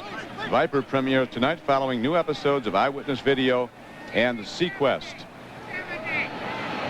Right now, the ball is positioned at the 18-yard line of the Patriots. After opening up with a 10-0 lead, Miami has come back to score, and it's now a 10-7 game. Ryan Cox aligning himself with the outside backer position, maybe coming on a blitz now with just 1:07 to play in the first half. Bledsoe drops and looks to the sideline. Throws to his tight end. He releases the ball, and the penalty marker comes in after Bledsoe throws. The Dolphins had committed 7 people to the run that time, so the play fake should have allowed them to have an opportunity for a big play, but the Dolphins quickly adjusted back into their zones. Holding, number 69 on the offense. Half the distance to the goal, still first down. Holding call on the left guard, Eugene Chung. Big offensive guard out of Virginia Tech. Was born in Korea, a martial arts expert. I was about to say that he has one of the things that I was impressed about when I saw him yesterday was the size of his head. He's a big guy. He's got a major cranium working. Yes, the give is across the 10-yard line. He's also got a lot of brains in that head. I think he was a Dean's List student in engineering or something. Since you say he's a martial arts expert, I wish I hadn't said that, though. He might be taping the game. Right now, a timeout is signaled with 49 seconds to play. Coming up next on most of these NBC stations, it's game 2 of our NFL doubleheader. Most of you will see the Broncos go against the Raiders at the LA Coliseum. The Raiders will make the playoffs if the Steelers lose to Cleveland. Right now, the Steelers are losing to Cleveland 6-3. But if the Steelers win, the Raiders must beat Denver to make the playoffs. Some of you will see the Bengals go against the Saints at New Orleans. A doubleheader day on NBC Sports. Bill Parcells, in his first year as coach of the Patriots, a man who coached the Giants to 2 Super Bowl victories, and like everyone else around here, he's wondering who the owner will be and where the team will play next season. A lot of fans here with signs and chanting, really upset about what's going to happen with this team, where it's going to end up going. Is it going to St. Louis? When I drove in, there were people upset about the brewing company, the beer distributorship. Handoff now with 46 seconds to go in the first half. The league certainly wants the Patriots to stay here. This metropolitan Boston area is the 6th largest television market and has a very big following for pro football. St. Louis did have a pro football team, and it was supported so well it moved to Phoenix, the Cardinals, as did the NBA basketball team. The Hawks moved to another city, to Atlanta, but they love the Cardinal baseball team in St. Louis. Well, these fans were upset about the Anheuser-Busch people in St. Louis and had some signs talking about boycotting all of those products, so it's a hot issue going on here. Dallas extending its lead over the Giants now to 13-0.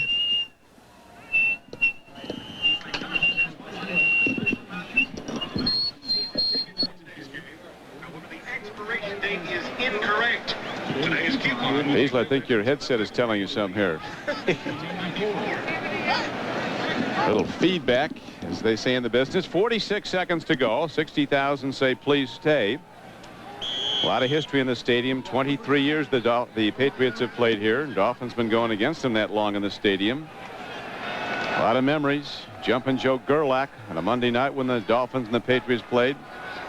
Jumpin' Joe jumped out of a hot air balloon onto a little mattress on the field and barely made it. Handoff to Leonard Russell as he's out to the 12-yard line. And that could be Mike Saxon, the punter for the Patriots. Bill Parcells has been working him kind of hard, hasn't he, Beasley? Talk about working him hard. What he did was, the guy let one ball go through his hands against Cincinnati because it was cold. He had trouble last week in the cold. So Parcells practically made him stay outdoors for, literally hours all week long in the tough temperatures up here on this mountain in New England, and made him punt for hours outdoors and take snaps. So said he almost chained him to the goalpost out there. Get him used to the cold. Well, that's one way to learn. Yeah. Jackson formerly punted for, among other teams, the Dallas Cowboys. San Diego State guy, so he's a California kind of guy. Foxborough's a little rough. The clock is doing tricks here. We have it down to 1 second. And the Patriots are huddling, holding to a 10-7 lead. And this will do it for the first half of play, as Bledsoe appears ready to just down the ball and take his winnings to the locker room. A 10-7 lead at halftime. You can see the buildup of snow from earlier in the week when they had an ice storm and a snowstorm, but it's unseasonably mild today. And right now, the Patriots could be en route to a 4th straight win. Next up, Jim Lampley in the Domino's Pizza NFL Live halftime report. This is the Domino's Pizza NFL Live halftime report, brought to you by Domino's Pizza, where you always get great pizza plus something for nothing. Good afternoon. Welcome back. Let's get you up to date on everything that's happening early in the National Football League today, beginning in Giants Stadium in the Meadowlands, where the winner gets home field throughout the playoffs and the NFC East crown. And at halftime, Dallas leads New York 13-0. Cowboys had the football 13 minutes in the first quarter. Emmitt Smith over 100 yards rushing already, Mike. Well, they look like they got too much for the Giants. I think the problem that Dan was worried about is come fact. The big thing in the game, that the Giants' offensive line cannot protect Sims at all. And I didn't think Dallas had a pass rush. I'll be honest with you. The pass rush looks good. They're rushing the ball at will, and Dallas's defense is playing for keeps. So right now, it's going to be a tough road to hoe. But I don't think this puts the Giants out of anything. It just puts them in the fact that they're going to have to go in as a wild card. That's all. All right, another big game in the NFC. Winner gets the NFC Central Championship and hosts in the first round of the playoffs. Green Bay and Detroit tied up at 10 apiece in the second quarter right now. New England leads Miami 10-7 as that game gets to halftime, and of course you know that real well. The difference in the football game, the field goal, and after going 0 for December, Don Shula needs a win or a tie to secure a spot in the playoffs. Opening drive, Miami in Patriots territory, going for it on 4th and 1. Mark Higgs stuffed for a loss by Todd Collins. Dan Marino can watch helplessly from the sideline only. Second quarter, 3-0 Patriots. Drew Bledsoe on 3rd and goal from the 11 hits a wide-open Ben Coates, gets into the end zone for his 7th touchdown receiving this year. Patriots lead 10-0 at that point. Dolphins finally come back. Mark Higgs takes it outside this time, turns it up for a 5-yard Dolphin touchdown. That drive cut the Patriot lead to 10-7 and gives the Dolphins some hope, Mike, as they get ready to go into the second half. Well, they can win the football game, and it's not like they're playing the greatest team in the league, but I tell you, the Patriots are going in the right direction. They're doing a lot of things very well. They're playing with great enthusiasm. Bill has them on the right track. But, when the Dolphins have played as well as they have through one half of the season, and they got everything on the line today, they got it all laid out there. I know they got injuries on defense, but the defense has really let them down. And I'm not sure I understand Offendorf. He's not capable of playing. If he's injured, why go in and start the game? All he's going to do is take himself totally out of the playoffs now if he re-pulled a hamstring. The book, of course, is that when Offerdahl doesn't play, they don't often win. Buffalo can clinch home field throughout the AFC playoffs with a win in Indianapolis. At halftime, the Bills lead it 10-3 over the Colts. Marv Levy and the Bills trying to clinch home field advantage in Indianapolis. Colts fumbled on the very first possession. Thurman Thomas, though, returned the favor, fumbling at the 5-yard line. Jason Belsa recovering in the end zone for Indianapolis. So then the Colts went looking for their first offensive touchdown in the first quarter of the season, but Rodney Culver returned the Thomas favor, coughing it up at the goal line. Henry Jones recovered for Buffalo. Finally, late in the first half, after an exchange of field goals and a 3-3 score on the board, Thurman Thomas, old reliable, scores a 3-yard touchdown. Buffalo takes a 10-3 lead. Indianapolis missed a field goal in the closing minute of the first half, and they've gotten to halftime now with the Bills up 10-3. Kansas City has erupted after last week's doldrums in Minnesota. The Chiefs leading 24-3 over the over the Seahawks in the second quarter. Joe Montana and the Chiefs hoping for a first-round bye. Montana hit Willie Davis in the end zone for a 14-yard touchdown after a John Casey field goal from 55 yards out early had given the Seahawks a 3-0 lead. This made it 7-3 Chiefs. Second quarter, 10-3 Kansas City. Todd McNair becomes the first Casey running back other than Marcus Allen to score a TD on the ground this year. He goes in from 3 yards out, 17-3 Kansas City. And the Seahawks then punt from their own end zone. Rick Tootin's punt is taken off his foot by Albert Lewis. 11th career block. He recovers it for a touchdown to put KC up 24-3. Lewis, who had been doubtful coming into the game with a hip injury. Chiefs look pretty good today, Mike. Well, they're putting all the elements together. They got some help from special teams. Montana's playing very well. They're running the ball very well. But you can't count Seattle out either. Seattle's a young team, and they're really unpredictable right now. Meyer, I still think, is going to be a great quarterback. I think he's a great one right now, but I think his greatness is going to be ahead of him as he starts recognizing just a little bit better. But I think they came back and got a touchdown. I think it's 24-10 now. It is indeed. A Meyer touchdown narrows the margin there to 24-10. We go to Pittsburgh, where the Steelers need a win and 2 losses out of the Jets, Dolphins, and Raiders to make it into the playoffs, having their troubles again with the Cleveland Browns. Vinny Testaverde coming off of last week's record-setting performance as he completed 91% plus against the Rams. Second quarter, 3-0 Pittsburgh. Testaverde connects with Mark Carrier, who makes the catch over Rod Woodson, keeps his balance for the 55-yard gain. That set up a Stover field goal that made it 6-3. Later, the third Stover field goal stretches the lead to 9-3 Cleveland. They are late in the second quarter. And finally, down in Atlanta, the Phoenix Cardinals continued their hot play of late. Steve Berline, 15 of 18 in the first half for 154 yards and 2 TDs. And Phoenix is on top of Atlanta by a healthy margin. Coming up, Will McDonough joins us with his weekly news and notes from around the National Football League. That'll be next, after these messages from your local station.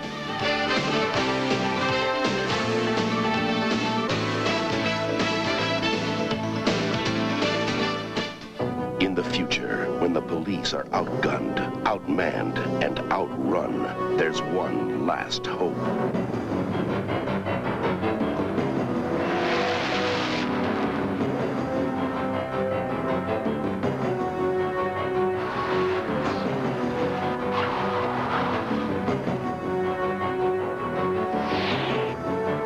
What is that thing? Viper, 9, 8 Central, NBC tonight. I was here first. Hey, save some for me. You guys, come on. Hey, guys. Raising a family?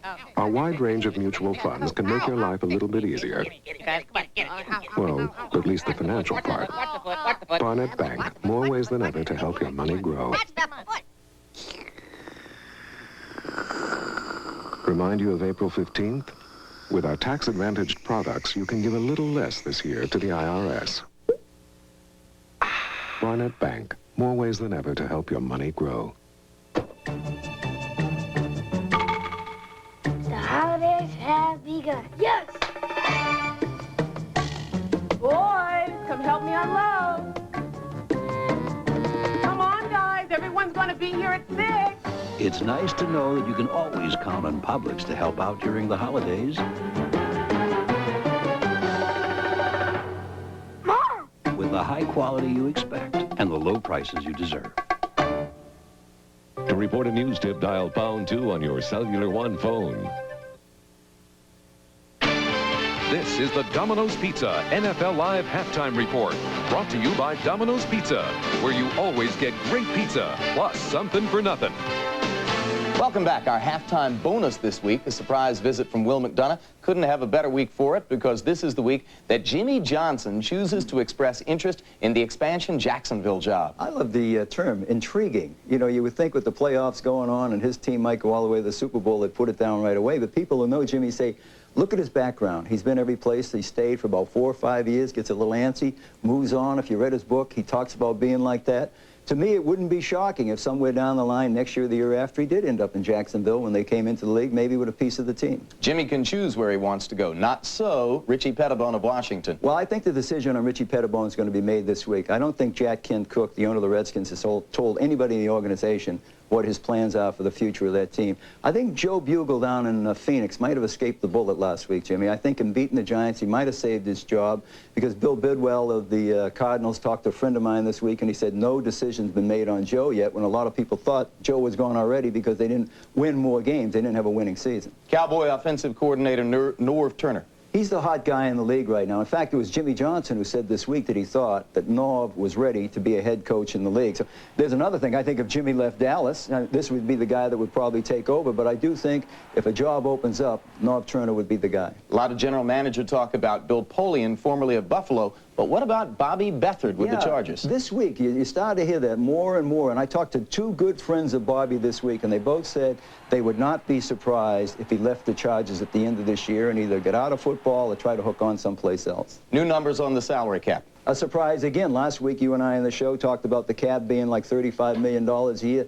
This week, a memorandum went out to all the owners and said, when you're thinking of your planning financially for the future, think between $32 and $34 million for the first year. That will be decided at a league meeting in Dallas this weekend, Jim. And in what has been an extremely trying year for Art Modell of the Browns, a poignant experience last weekend. Well, you know, Vinny Testaverde went out and set a record for the league for best pass efficiency in a game, 21 out of 23 against the Rams last week. And it was the first game Art Modell has missed in 33 years in the regular season. As the Browns owner, he couldn't get out of his driveway. Incidentally, Will, we've examined our numbers under the salary cap, and I'm offering you a raise for next year. Good. Management may not back me up, but hey, just wanted to let you know I was in your corner. Stay with us now as our NFL Live halftime activities continue.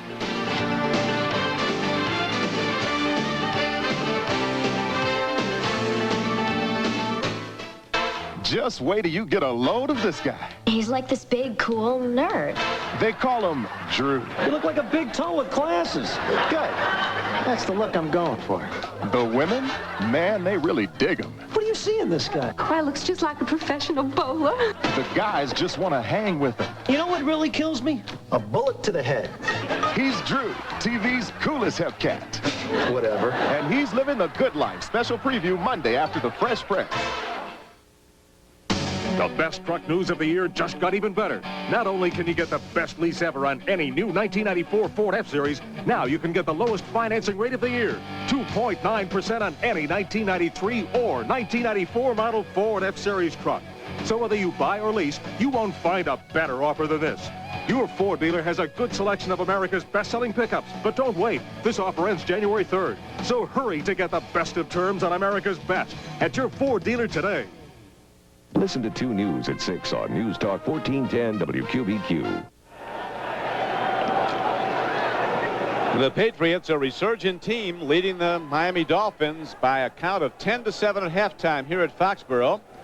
Don Criqui with Beasley Reese. The two problems that have really hurt the Miami Dolphins over this losing streak that has reached 4 games have been their inability to run the ball, but they've run pretty well today, almost 60 yards at halftime. But the biggest problem, the biggest stat in football, according to Parcells, turnovers. The Dolphins have been -12 in turnovers over that 4-game stretch. So far today, Beasley, no turnovers either way. Well, that's the big key for both teams, and especially for the Dolphins. I mean, obviously, this game means everything to the Miami Dolphins. They don't want to be looking up at scoreboards and trying to see how the Steelers are doing or how the Jets are doing. Everything is in their hands, and they're trying to win it. And the big stat, like you said, is the fact that no major mistakes. They've got a running game, and everything else has been pretty equal across the board. Mark Higgs has been so important. 9 carries, 47 yards, and the Dolphins touchdown. I was talking to some of their coaches at halftime here while we were away in New York, and they all pointed out that Higgs has really given them a back today that's making people miss because you just can't power run over this New England defense. Well, they pursue very well. All of the holes are going to be plugged or filled. Vincent Brown, one of the best middle linebackers in the game. And so you do need a Higgy. And Higgy gave these guys exactly what they were looking for toward the end of that first half. First touchdown of the day came to the rising star tight end for New England, Ben Coates, with Bledsoe throwing. Ben Coates slipped away from the entire Miami defense by starting on one side and crossing all the way across the field. Bledsoe easily founding the big man for the tight end. That was his 7th touchdown of the year. And then Higgs, after the Dolphins had trailed 10-0, countered and got them their first points of the day as he again weaved his way through the New England defense and got into the end zone. And Higgy, as they call him, was up and celebrating with good reason. Now he's back out and probably going to get a lot of carries in the second half. As we look at the Coors Light Silver Bullet halftime statistics, you see the rushing yardage. Dolphins averaging just 46 a game over this 4-game losing streak with 58 in the first half. And most importantly, as you were discussing, Beasley, the turnover count None either way. Turnovers have absolutely killed Miami of late. And another big stat is the possession at the bottom of the screen there. Patriots normally win that by a lot when they're playing very, very well, and now it's about even with Miami actually having the ball a little bit longer. Stoyanovich is ready to kick off for the Dolphins. Back deep for New England, Ronnie Harris and Ray Crittenden. The ball is a yard deep. Here comes Harris. Cut down on a very fine open field tackle by Saxon. James Saxon coming down to make the special teams play for the Dolphins, as now the sun has gone behind some clouds and the temperature could be dropping. Well, this is a major pop by Saxon.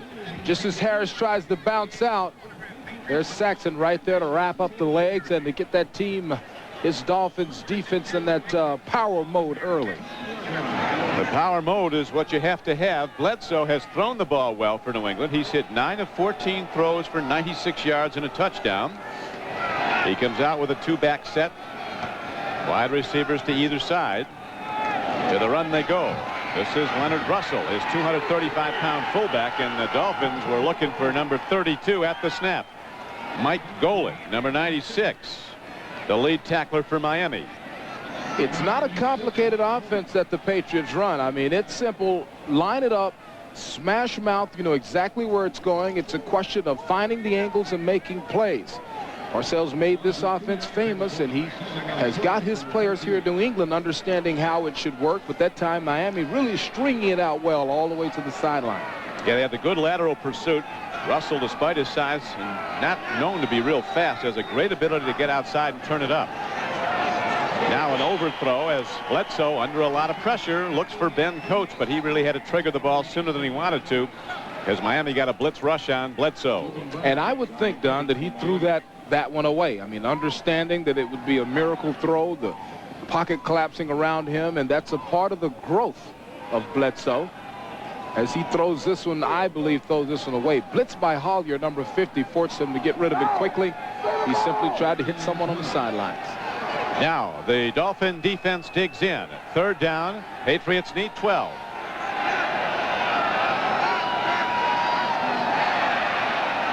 No markers. Patriots got back. Bledsoe runs, but he's not close to a first down as he is thrown back, and there's a ball on the field also. We'll see if they rule Bledsoe was down. They're ruling it is. Then the Miami Dolphins ball. Jarvis Williams comes up with the ball. The first turnover of the day. Parcells signaling his quarterback was down running the ball. But the officials say no, and a huge development now in favor of Miami. Well, it looked like he was fumbling at the end of the run.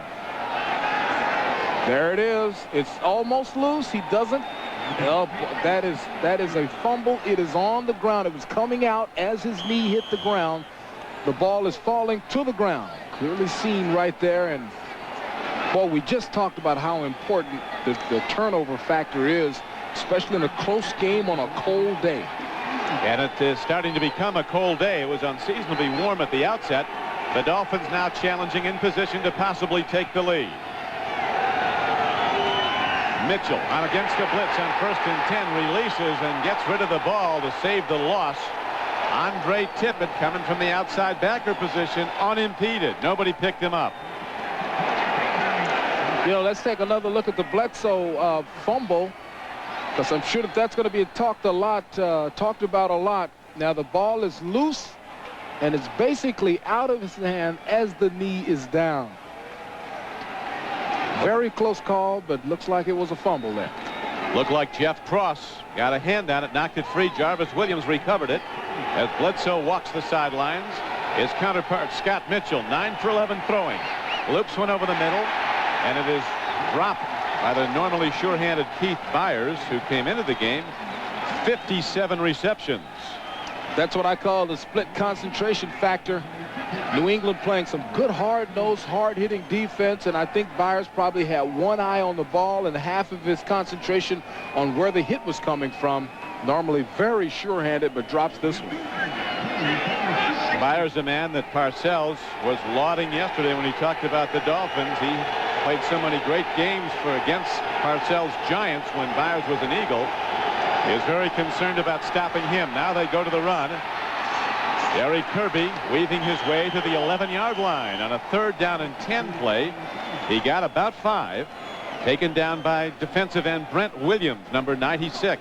Ron Smith with the miss early on in that play, and Kirby with the talent to step through his hands and make a nice gain.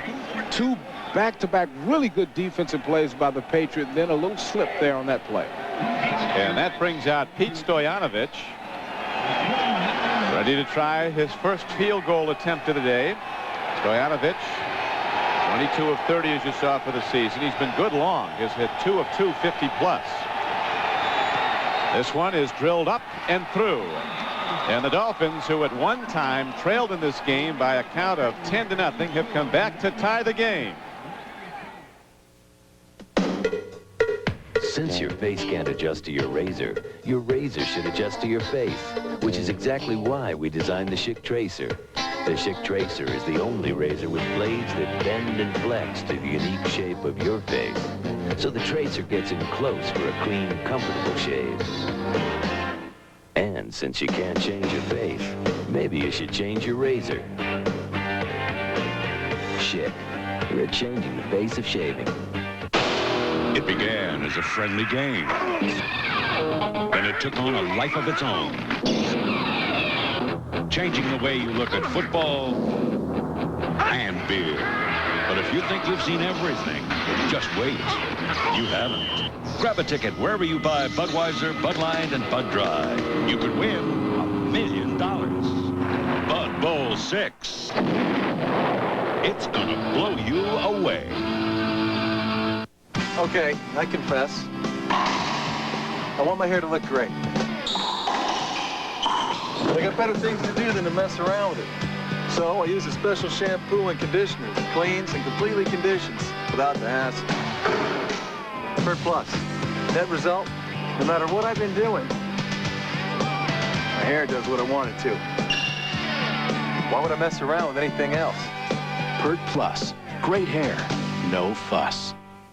The NFL on NBC is brought to you by Energizer brand batteries. Nothing outlasts the Energizer. They keep going and going and going. By Magnavox, the ingenious products from Magnavox. They're smart, very smart. By Tylenol Cold. Nobody cares for your cold like Tylenol Cold. And by Edge Aftershave. Ultimate comfort. That's the edge. The lights are on at Foxborough Stadium. And the game is tied 10-10 on the Stoyanovich field goal. Pete Stoyanovich of the Dolphins ready to kick off now as Harris and Crittenden are back for New England. A high spinning kick. The ball is taken by Ray Crittenden. Straight ahead sprint carries him to the 22. Then he is thrown back. Bill Parcells was vehement in his protest before the fumble. He thought his quarterback was down, but the replay showed he was not. Down for an hour is what I read his lips better than anybody in the country. You played for him. He said that guy was down for an hour. He had possession of it. Red Cashin is not buying any of it. Nope. Play holds. It was a fumble recovered by Jarvis Williams and subsequently turned into a tying field goal by the Dolphins. Now the Patriots align. 1st down and 10 at their 22-yard line. Bledsoe stands in. Near sideline throw, and he's not close as all of a sudden the Miami pass rush has taken it up a notch. They're putting heat on Bledsoe every down he throws. Also, the coverage downfield is very good for Miami. They have really turned it up a notch defensively. Take a look at the pressure here. Bledsoe still has plenty of time to step and throw. Although he feels pressure right in his face, coverage downfield is very good there. That is a bad-looking track out there. Tough footing in the middle of the field as Jeff Cross is back in. He was shaken up earlier. Defensive end for the Dolphins. Bledsoe on 2nd and 10. Here comes the rush. There's the throw. Makes the connection. It's close, but does not appear to be quite enough for a 1st down. Vincent Brisby, number 82, turning back at the ball. His 42nd reception of the year. Now, this is something that Bledsoe wasn't able to do earlier. He finds the second receiver, Brisby, here and puts it right on the money. Earlier in the season, if his primary target wasn't there, he would either start running or try to force the ball in there. Now they want an official measurement as the clock is stopped with 12:29 to play in the third quarter, and the markers come out. New England in this even game, it was rated even in the local papers. The local papers had Miami a 6-point favorite at the start of the week, and it went down to even. You see it is less than a yard short of a first down for New England. Third down comes up. Patriots doing well on third down today. That's the down that Tom Olivadotti talked about, that we're losing too much on defense. Pats are 4-6 on third down, and that's where the Patriots were having a lot of trouble, doing a much better job today. Now there's a guy that's been quiet. Brian Cox, he needs to be real big on third down. He became a famous man for doing some wild stuff in the league this year, pushing people, cursing people out. He was pitching those snowballs big time at practice yesterday. No one was safe. Got a pretty good arm on him. Well, Leonard Russell takes it straight ahead. The Dolphins fill the gaps quickly. They might have shut him down. They think they did. Miami defenders congratulating each other. Jarvis Williams, the strong safety, shot the gap, made him make the first hit. Jarvis Williams, remember, Don, was on crutches up until Wednesday with a thigh contusion and a calf pull. Watch him come in here and time it perfectly from the top side.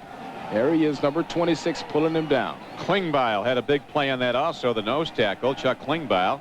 One of the big factors the Miami defense has done well in is the stopping of Leonard Russell. He's a 1,000-yard rusher for the season, but not doing a lot today. No, only 22 yards today on 14 carries. So the Miami defense has a lot to be proud of. I mean, they've got a lot of work to do, but they so far they held him there, and they have held him in check all game long.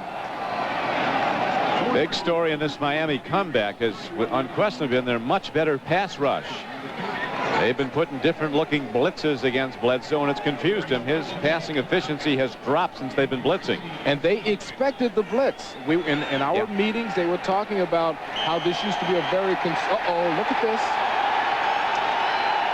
It's either a fake or they're going to try to draw him off sides.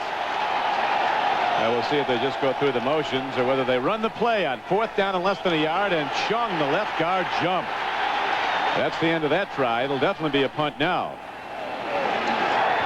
False start. Number 69 on the offense. 5 yards, still fourth down.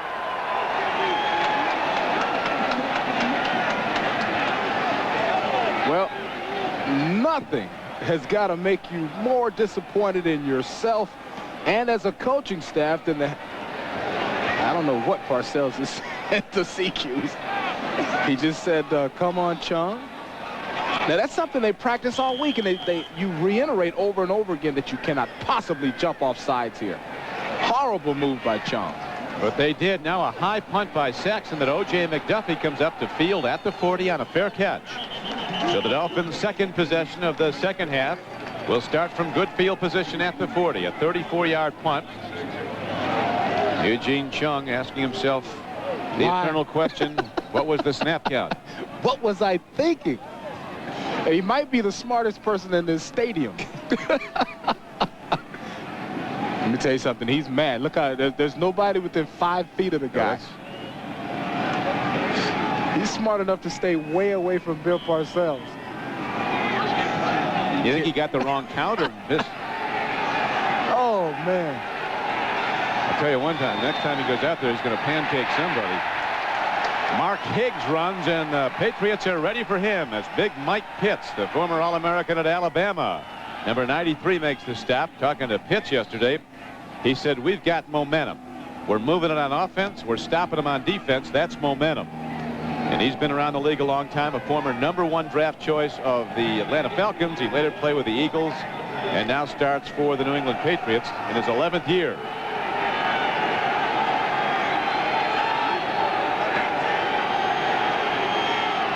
Mark Higgs is in the backfield, and he gets the handoff, and Mark Higgs breaks it. He gets a first down. We'll see where they mark the ball. It's going to be right about midfield. It looks to be enough for a first down. as Higgs almost broke at the distance. Mark Higgs proves a point every time he touches the ball. Yet the Dolphins have this fascination with the other players. I mean, they seem to want to feature the other guys more than Higgs, but every time he touches it, he does the job. See Higgs' numbers. He's up to 57 yards rushing on 12 carries. The Dolphins averaging just 46 yards a game rushing over the 4-game losing streak. Only once in Shula's long history as a head coach has any of his teams lost 5 games in a row. That was back in '88. This could very nearly be a 6-game losing streak were it not for Leon Lett. That's what I was about to say. I mean, they should be embarrassed to count that Dallas victory, or at least put an asterisk by that victory. The Leon Lett affair. Shula has lost none of his zest for the game. Still prowling the sideline. The Dolphins, the winningest pro team from a percentage victory standpoint of any team in professional sports in this country since 1970. Mitchell swept under, and Mike Pitts got him. Second sack of Scott Mitchell by the New England defense. Well, Mike Pitts came up big in this particular series. I mean, it's a super fake. You saw the entire defense slide in that direction, but Pitts just chased him down after coming off the block. Good job by the defense. Al Grove, he is the defensive coordinator for New England. As players say every week, if we do what we've been taught all week, we're going to do well. Dan Marino can only stand by with the injured Achilles still healing. As Scott Mitchell in his place stands in on 3rd and long. 3rd and 15. Here comes the rush. Mitchell on the run, and they whistle the play dead. And the footing really getting bad in the middle of the field now. There's a penalty marker down in the Patriots secondary. Still 3rd down.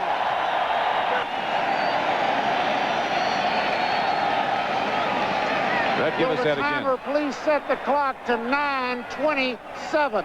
9:27. Red's working hard keeping that clock right, but I didn't get the penalty call. No, I didn't either. Delay a game, apparently.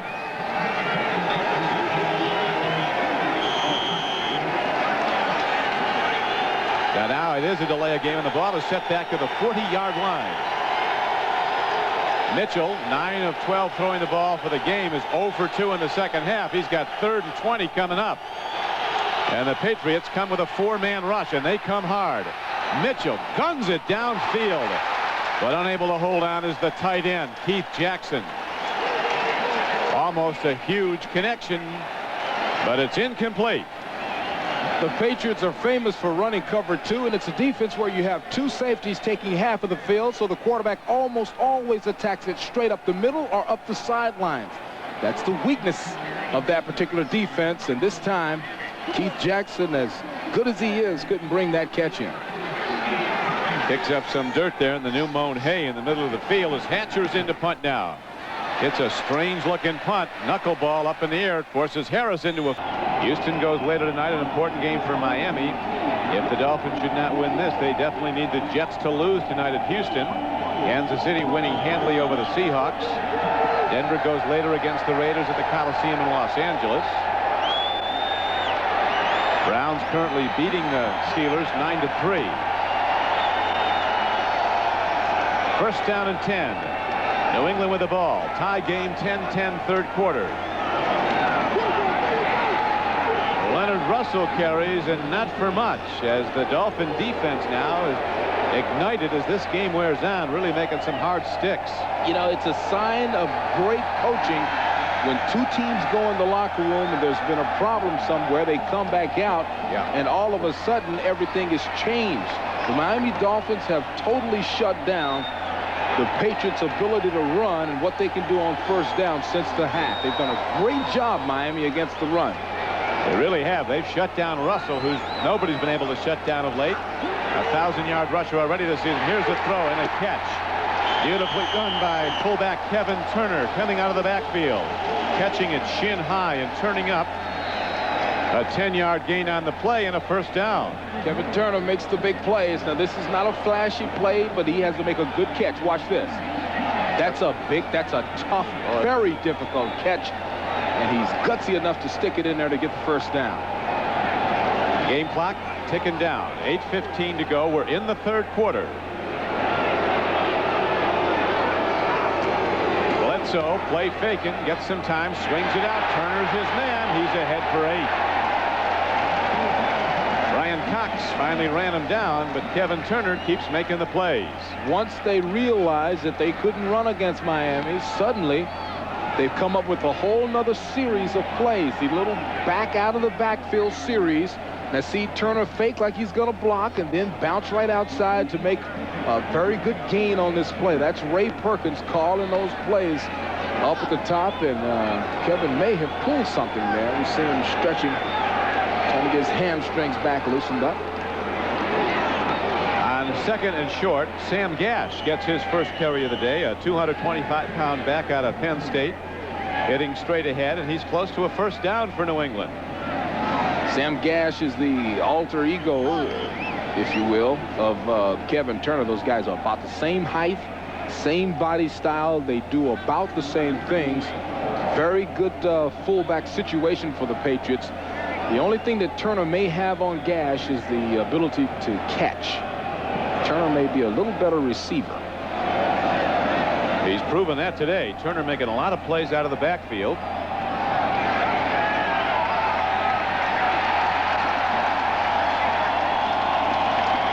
Bill Parcells sees his team at the ball to the 46-yard line. First down and 10. Parcells and the Patriots went to Miami on November 17th.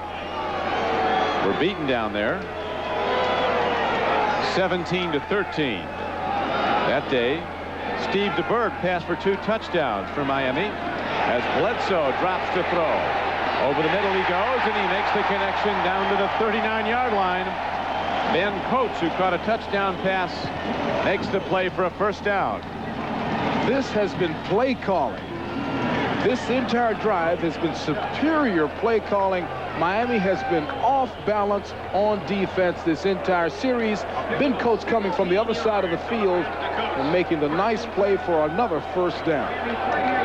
16 yards and a first down. The Dolphins have beaten the Patriots the last 9 times they've played. This game is tied 10-10. New England led early 10-0. Bledsoe throws. Ruled incomplete at the 32-yard line. Vincent Brisby had to go to the turf to try and get it. It'll bring up second down and 10. Brian Cox got into the throwing lane just a little bit that time. Might have forced Bledsoe to throw the ball at an angle that he did not want to throw it in. That's Cox with the neck protector up high on his body. A volatile athlete. He can detonate at any time. That's Ray Perkins to the right. He is the offensive coordinator for New England. Making the play calls down on the field for his rookie quarterback Bledsoe, and this one is to throw it downfield as Bledsoe cocks it. Now he takes off, and he's got a track to run on. As Bledsoe, he hasn't got that slide down yet. You can still whack him if he comes at you head first.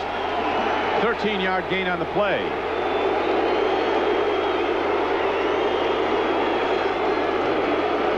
They're booing something here. I guess they don't like 13-yard gains. No, they're not saying boo. They're saying drew. That's what it sounds like when about 60,000 people say drew. It sounds like they're booing. What a decision here. He wants to work on that slide, though. Yeah, he's got to work on the slide. He wants to think about that. Bledsoe's running well, though, Beasley. 5 carries, 28 yards. Now he goes to the end zone. He has a man, and it's taken down, then lost. Brisby had it and lost it. Very close on the play. Was it? I mean, all he's got to do is make a stab reception, and it's a touchdown. Now, Brian Cox came in on the blitz this time and came so close to grabbing Bledsoe. Watch him flash in. There's Cox. A great pickup block by Leonard Russell, number 32, to bring Cox down. Now, watch this. If he catches it and holds it 1 second, it's a touchdown. That's a super play by the Miami defensive backs. Frankie Smith right with him, number 28, who started at left corner today for Vesty Jackson. Jackson with a hamstring problem that took him out of this game. Leonard Russell runs on 2nd down and 10 and gets ahead for about 4 yards to the 23-yard line of the Dolphins. Leonard Russell with both hands on the ball. They're in that area of the football field where early in the season they would simply self-destruct. They'd throw an interception. They would fumble. Something would go wrong for the Patriots when they got around that 20-yard line. And now, by habit, all of the running backs, Corey Poole, Turner, Gash, they carry the ball with 2 hands in that area. Only 1 turnover in the game, and that was by Bledsoe when he ran one time and lost it on a fumble. Now Bledsoe fires over the middle. He makes the connection. First down, New England. Leonard Russell comes out of the backfield and makes his 25th catch of the year. Dwight Collier covering, but it's a first down for New England. Russell comes down, stops and cuts right over the middle. The patience of Bledsoe gets the ball to him. Russell not known for his receiving ability. This was a big play. Parcells saw it before it was thrown. Come on. The big tuna, they call him. Getting worked up as the handoff goes straight up the middle. Leonard Russell working hard for yards. On first down, he got about 3, close to the 12-yard line. Tackle on the play was by Marco Coleman, the defensive right end for the Dolphins. We're coming to you from Foxborough Stadium. Don Criqui with Beasley Reese. 4:04 to play in the 3rd quarter, a 10-10 game. The Miami Dolphins, after starting out with the best record in the league, 9-2, in the throes of a 4-game losing streak. But a win today or even a tie gets them into the playoffs. They could still make it even if they lose, but they'd need help from a couple of other teams. The 12th play of New England's drive is coming up as the Dolphins blitz, and here comes Bledsoe throwing, and he gets it away with too much on it. Brian Cox put the heat on.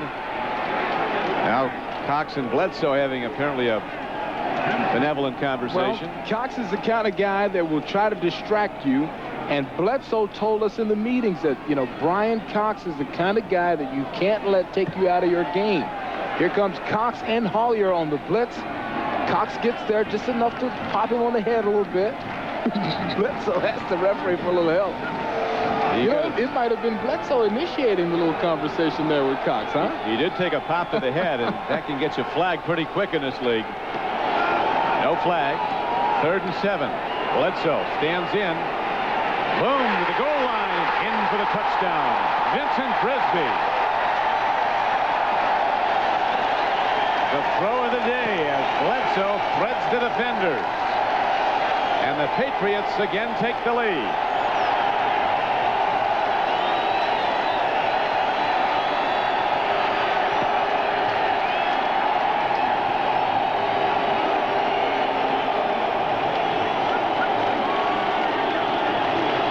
You can say about this is big time. It's a big time throw, and it's an even bigger catch in traffic with people on you. The Patriots are growing up. Actually, Beasley, when Brisby was tight roping the goal line trying to get in, Braggs came up and hit him and knocked him in.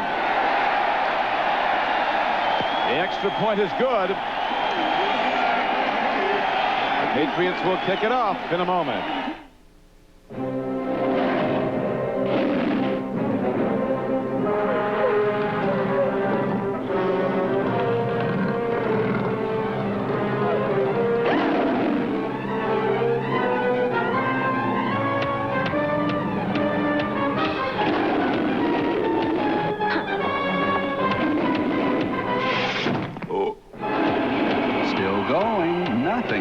The Energizer battery. It keeps going and going.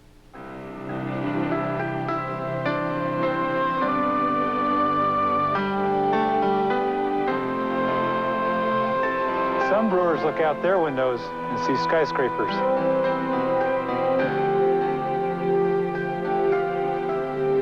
Some don't.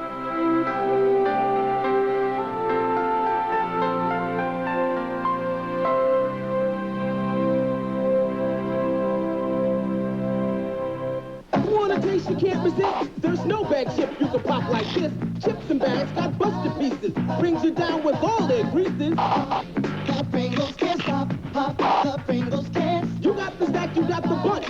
for a whole lot of taste of the Pringles Crunch. You got the duck-bill lizard too. Only Pringles rings taste like this to you. The Pringles can stop. The Pringles can. So can those bags of fresh whole chips. Nothing like Pringles crush your lips. Yeah, once you pop, you can't stop.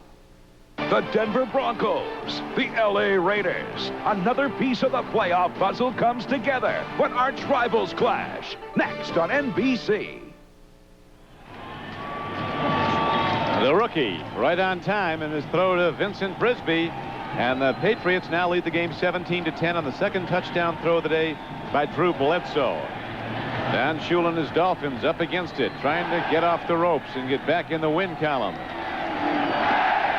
Be their turn next as we have the kickoff. Barr hits into it, a high spinning, very short kickoff. A lineman up there to block. It's an odd. Actually, that might be recovered by New England. He got it inbounds. That's a recovery. Anything 10 yards downfield is an open ball, a live ball for everyone to go after. Well, the only question, Don, is did he have possession when he came down before the ball was knocked from his body? Looked like Dion Lambert, number 28, who came running down and grabbed it. There's also a penalty marker down.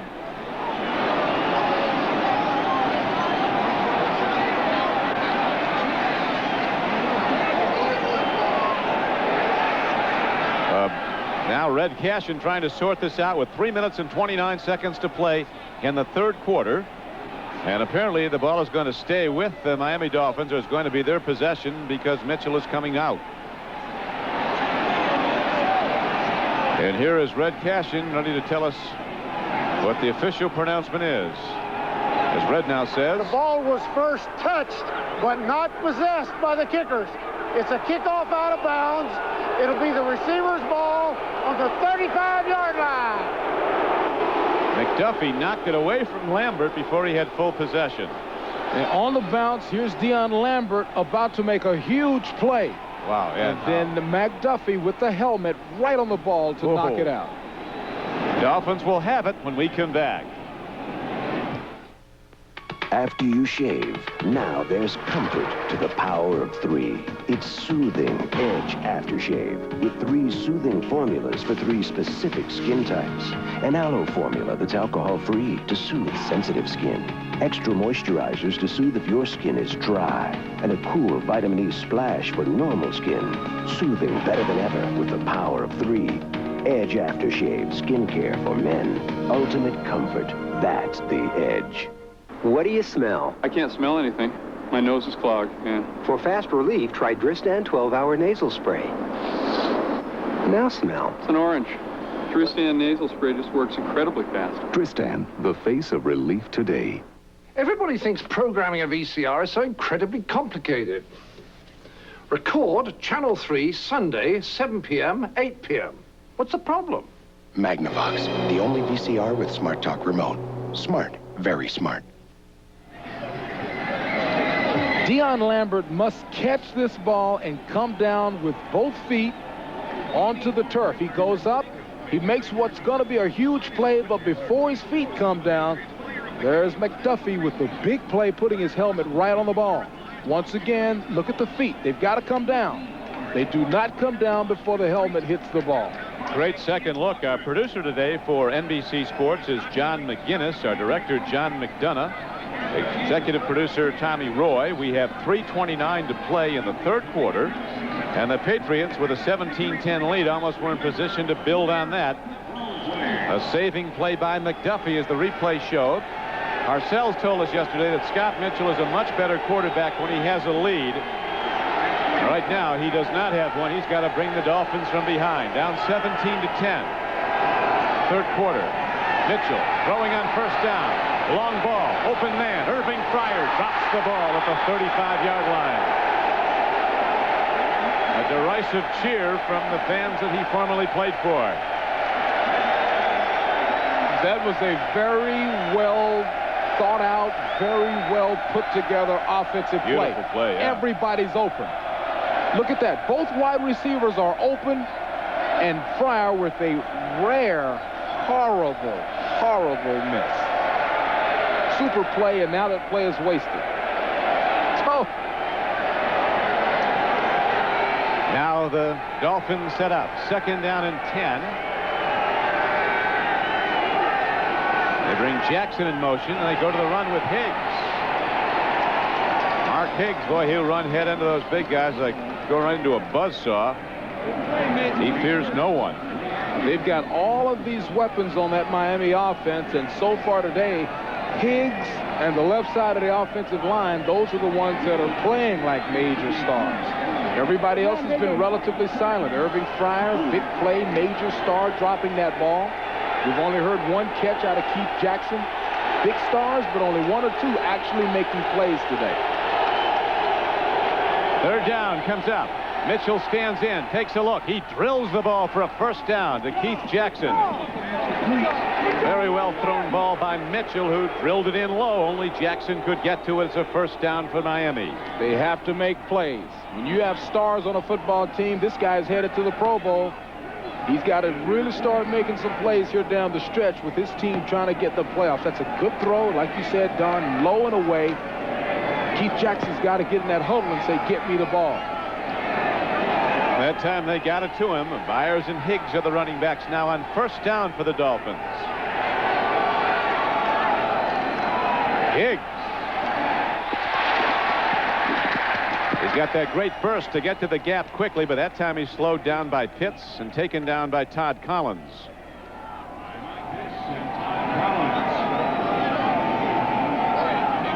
Had the opportunity to really get something going here. Look at the hole that was almost there. But Pitts, you know, Mike Pitts has made some major plays over the last couple of series. He falls off of the block and just in time to stop Higgy from making another play. This New England team, week after week, would lose at the final gun. It was unbelievable the run of bad luck. Now their confidence is way up, and it's showing again today as on 2nd down, Andre Tippett on a blitz slaps the ball 30 yards back the other way. Well, see, that's what I'm talking about when I say stars making plays. Andre Tippett is a star, and here he is making a play in a big game. This is their bowl game. They're not going to a playoff. This is like a college team in their bowl game for the Patriots. And there's Andre Tippett, a star, making a play down the stretch in a football game. 3rd down arises. Dolphins need 9. They have converted 3 of 7 previous 3rd downs. Blitz is coming. Mitchell throws. He's got a man, but he's not going to get there. Figures the ball underneath that zone defense to his tight end, Keith Jackson. His 39th catch of the year is going to be 3 yards short of a 1st down.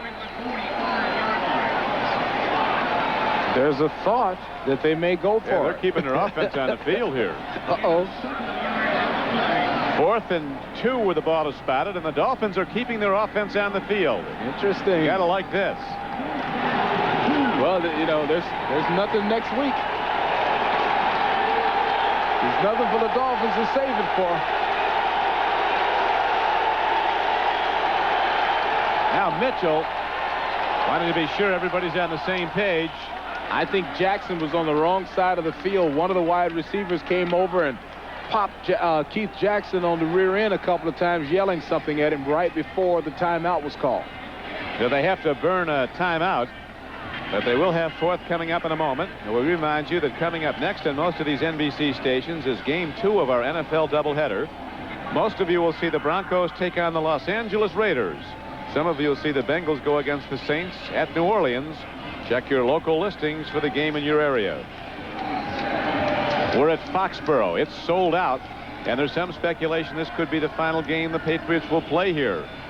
There's a lot of speculation this team could be sold and moved, but right now the Patriots are standing tall, leading the Dolphins 17-10. Well, for a while there was a lot of talk from the Massachusetts legislature to let them go if they want to go, but suddenly, and I think it has some correlation with the success and the bright future of this football team, over the last 6 weeks, the way the Patriots have played, suddenly the last 3 weeks or so, a lot of the big people in the legislature have talked about now let's raise the money that it'll take to keep these Patriots here. The Dolphins, no strangers to 4th down tries. They've done it 16 times this season. They've converted for the 1st down on 8 of the 16. This is 4th and 2. Mitchell looks, he throws, and the ball is dropped. And a penalty marker comes in. intended receiver who had the ball and lost it is down.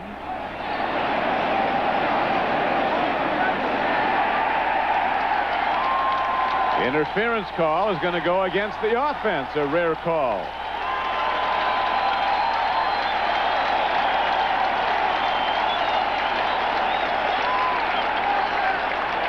So that stops the clock with 36 seconds to play in the third quarter. Well, when you're fighting for position in a zone, sometimes you push off. Pass interference, number 88 of the offense. That penalty is declined. It's first down. Keith Jackson called for pushing off. And that happens a lot with tight ends. It's not called nearly as much as it could actually happen. It's really more a pick than it is an actual block, and Keith Jackson is the man that's down on the ground right now. Watch the middle receiver on the left-hand side of your screen. That's big Keith Jackson. He's going to come down to the inside and try to give his man, see the little bump? He tried to bump the receiver off of his teammate. And boy, that's a great call by the official. And Jackson is down, and I probably shouldn't say this, but I believe that the ball hit him, you know, in a situation. Got him in that situation. I believe the ball hit him in that situation where, yeah, you know, I guess I should shut up. But anyway, Keith is still down. Phoenix now leading Atlanta 20-10. Phoenix a rising team late in the season, but too late for the playoffs. And watch the pick. Middle receiver, top part of the screen. He'll try to help his teammate out by brushing, just brushing off the defender. And the ball, I believe, hits him in the groin area. Jackson is still on the field. There was a change of possession on the incomplete pass on fourth down. 36 seconds to play in the third quarter. So a big Keith is helped up. The Patriot offense is out on the field. Tough day for the Dolphins. They had Offerdahl in the lineup for the first time in 4 weeks. He started at middle linebacker, but that ailing hamstring went on him. He had a lead. But S.D. Jackson, who didn't start at corner but did play in nickel defenses, he went out. Hamstring problem.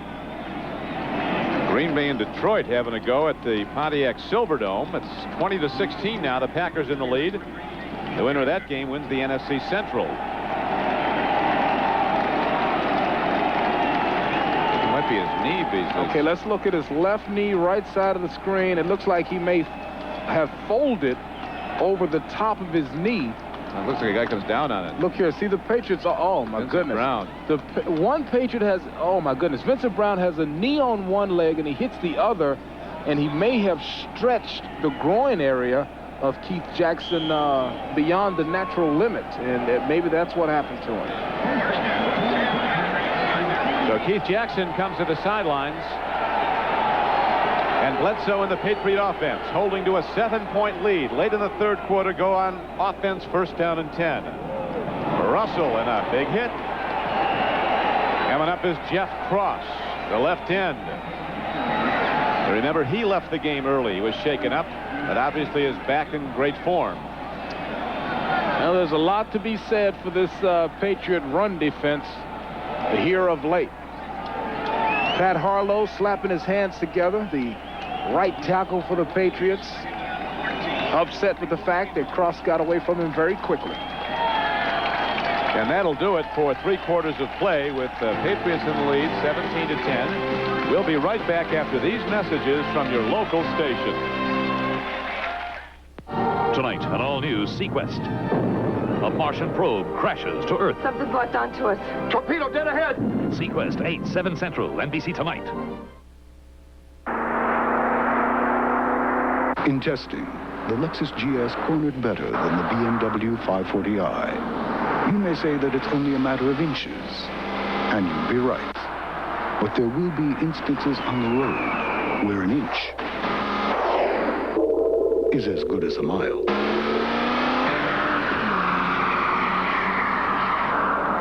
And the GS is thousands less than the 540i at Jimmy Bryan Lexus in Winter Park and Lexus in Melbourne. The other day I get in my car, won't start. No small problem, right? Well, I figure it's the battery, so I go down to the AutoZone and I tell them what I need. The guy says to me, let's check your old one first. It might not be the problem. Turns out he was right. All I needed was a new battery cable. Talk about saving money. Now you tell me, would another parts store done that? They made sure I got exactly what I needed. Now I'll remember that. Believe me, I will. Where there was once only a place to sit, there's now a convenient place to relax. Where there was once only unusable space, there's now an ingenious storage system of interchangeable bins, trays, and cargo netting. Where there was once only upholstery, there's now a place for an office. And where there was once only a truck, there's now Dodge Ram. The rules have changed. See the new Dodge at your local Gold Star Dodge dealer today. Listen to 2 News at noon and 6 on Headline 1350 WWHL. This telecast is presented by authority of the National Football League and is intended for the private use of our audience. Any rebroadcast or other use of this telecast without the express written consent of the NFL is prohibited. With Beasley Reese, this is Don Criqui back at Foxborough Stadium. 15 minutes to go. The Patriots in blue holding to a 17-10 lead over the Dolphins. Miami needing a win or a tie to assure up an appearance in the playoffs. Bledsoe stands in. Here comes the rush. He throws, and it's almost picked. Very nearly taken off the turf by Hollier. Michael Timpson was the intended receiver. Well, things have dramatically changed here for this Miami Dolphin defense, playing much better. This one might have been tipped a little bit, but certainly everything was collapsing on the inside. The opportunity there for Hollier would have been a very difficult catch, but still, this defense in the right position suddenly here down the stretch. Bledsoe's now thrown 30 times in the game, has completed 15 for 159 yards and a touchdown. He's also fumbled once. That was turned into the tying field goal. But since then, the Patriots have come back to take the lead 17-10. Corey Kroom coming out of the backfield was the intended receiver. So quickly, with the Dolphin defense putting pressure on, it is 3 downs and out for the New England offense. And the punter comes out. Mike Saxon, number 7. Mike Saxon, who getting those hands, getting the blood in those hands, because the most important thing for this punter to do is catch the ball in his hands. Which he does. The Everett. Oh, it's blocked away. Oh. The Dolphins block it, and they'll have the ball at the 32-yard line of the Patriots. Yeah. Looked like Darryl Malone might have broken through and gotten it. We'll be looking at replays. A huge play by Miami's punt coverage team, and Chris Singleton, the former Patriot, appeared to be the guy who recovered it. Parcells cut him 4 weeks ago. Well, this is the play. We've been calling for the stars of the Miami Dolphins. There's so many of them. You can't blame this on Saxon. He makes a great catch. It's a blocking error up front, allowing a clean release to the ball for the biggest play of the game so far. Mitchell hands off to Mark Higgs. Running hard, running straight up. He takes it ahead for a gain of about 3 yards inside the 30-yard line. John Livingston on the stop. John Washington. There's 47 on the right side, slipping right through, virtually unmolested. What perfect technique. The hands out in a Superman pose as Darryl Malone just takes it cleanly off the foot. Now 2nd down and 7 for the Dolphins, who trail in the 4th quarter by 7. Straight ahead, they get it to the man that Parcells said we have to stop, Keith Byers. And Byers, the bull-like back with the great hands from Ohio State, takes it ahead for a gain of 9 yards and a Dolphin first down. A year ago, these two teams on this field, the final day of the regular season, went to overtime. A field goal by Stoyanovich won it for Miami, and it won the division. It's strange how suddenly a big special team play can energize a team. Keith Jackson, we're told, has a strained groin. He'll not be back today. Higgs will be, though. He's going hard. Penalty marker comes in as Mark Higgs is flattened at the 17-yard line by nose tackle Tim Goad, number 72, who coaches around the league say plays the run as well as any nose tackle in the NFL. But there is a hold against the Dolphins.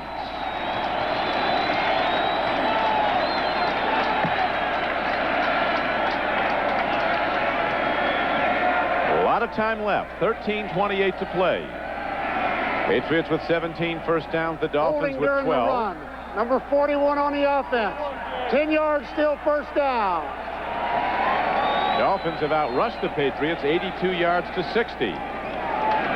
So Keith Byers this time, the right side of the very corner of your screen, watch him envelop the defender. He's got a right arm outside of the body and holding Andre Tippett in. Now to live action. It's first down and 20 from the 30-yard line of New England. Mitchell steps in. Open man, but he's not close as he sends it in on the one hop to tight end Greg Beatty.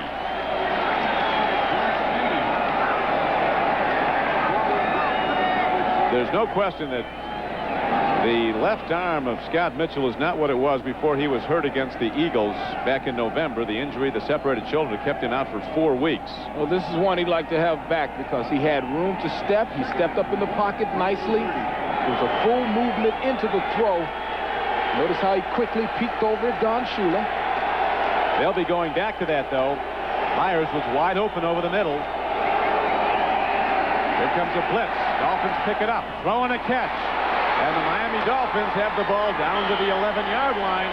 A first down play as Irving Fryer, who dropped one earlier, now makes a reception good for 19 yards and a first down. You know, against these zone principles that people are running in the red area, watch Irving Fryer come all the way across the field. There's his partner, number 82, his partner receiver from the Giants that they got, Mark Ingram, going all the way across.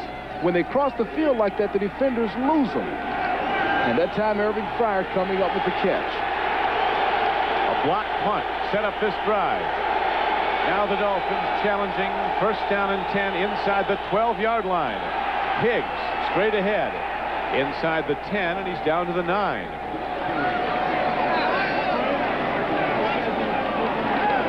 Irving Fryer now over 1,000 yards receiving for the season. Only Clayton and Duper have done that in the past. Fryer with 5 touchdown catches this year. They could be looking at him again.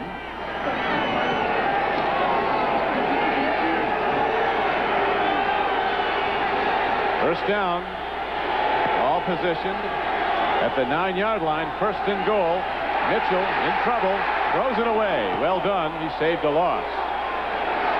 Got it to a guy in the snowbank. Well, that was a smart move. Smart move. In that situation, you do not want to take a sack and lose all of that precious yardage. So great job by the Patriot defense. Good pressure by Andre Tippett and by Dwayne Sapp.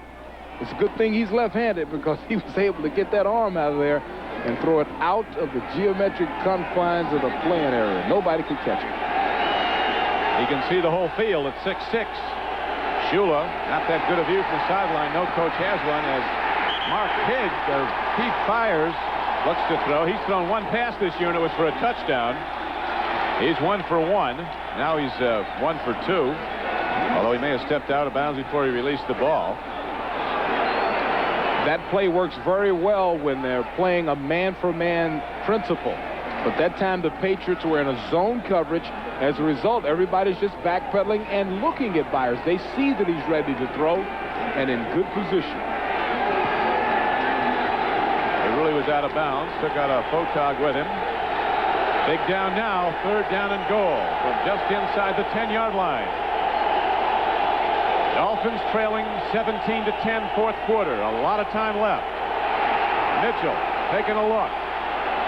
Firing on the run. Touchdown Miami. Mark Ingram, who played and started on a Super Bowl winning team for Bill Parcells when he coached the Giants. Now a Dolphin, and he and Irving Fryer give their thanks for a touchdown that'll tie the game if the extra point is good. This is a good job by Mitchell. I mean, he simply buys the time necessary for Ingram to get free. Ingram sets up, and once again, it's a good thing that Scott's left-handed. That's a great catch and good feet inside the playing field. Stoyanovich with the extra point. It is up and good. A year ago, this was decided in overtime at Foxborough. It could be again. We're locked at 17. You know those credit card commercials where they tell you to jaunt off to some exotic paradise? This isn't one of them, okay? We're taking our MasterCard to the supermarket. How's that for exotic?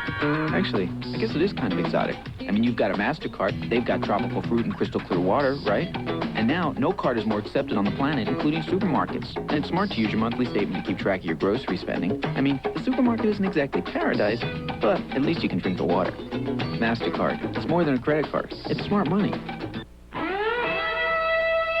Move it. Cool it. Silver. Bullet. Rock it. Smooth it. Silver. Bullet. Play it. Pull it. Take it. Taste it. Live it. Love it. Say it. Play it. Take it. Pull it. Silver bullet. It's the right beer now. Grab it while you can. Silver bullet. Yeah, the right beer now.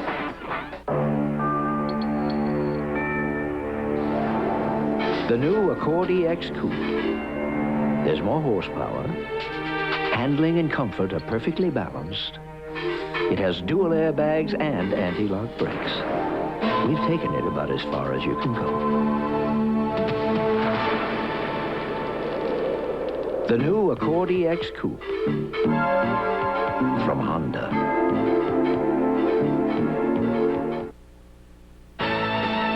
The NFL on NBC is brought to you by American Honda, who has been making quality cars in America for the past 11 years. By Coors Light, age ice cold for that pure taste of the Rockies.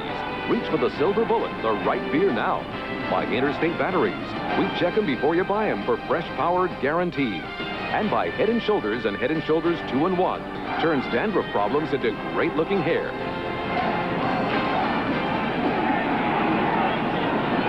We're back at Foxborough, 11:32 to go in the game. Miami 17, New England 17 on the touchdown throw by Scott Mitchell to Mark Ingram, both feet planted as he leans out of bounds, catching the ball. Good for a touchdown. Stojanovic, who hit the extra point to tie it, now kicks off. Ray Crittenden runs it back. He can go, and he takes it all the way back out to the 30-yard line. And that's where New England will go, 1st and 10. You know, the touchdown was amazing, number one, because of Scott Mitchell's ability to buy some more time for his offense. All the receivers are covered for a long time, but because of his mobility, Mark Ingram is able to get free, keep his toes in. Look at the throw on the run. He's a happy guy with that throw, and he should be. It was a big one. Huge. Now the Patriots go to the run, and Leonard Russell is the guy who gets it for not very much. You'll remember their last possession. They were in and out quickly, 3 downs and out. Leonard Russell with only a few yards today, 20-some-odd yards rushing. And he's had 6 carries for no gain or for negative yardage. That could be 7. Scott Mitchell's touchdown pass was his 12th of the year. He has been intercepted 8 times, 5 times in the previous 2 games. Miami so troubled by turnovers during this 4-game losing streak. The Dolphins have not turned the ball over today. The Patriots have once. Bledsoe rifles to an open man. On the run is the tight end, Ben Coates. He's not done till he's inside the 30. Taking people with him all the way down the field, and the biggest gainer of this day.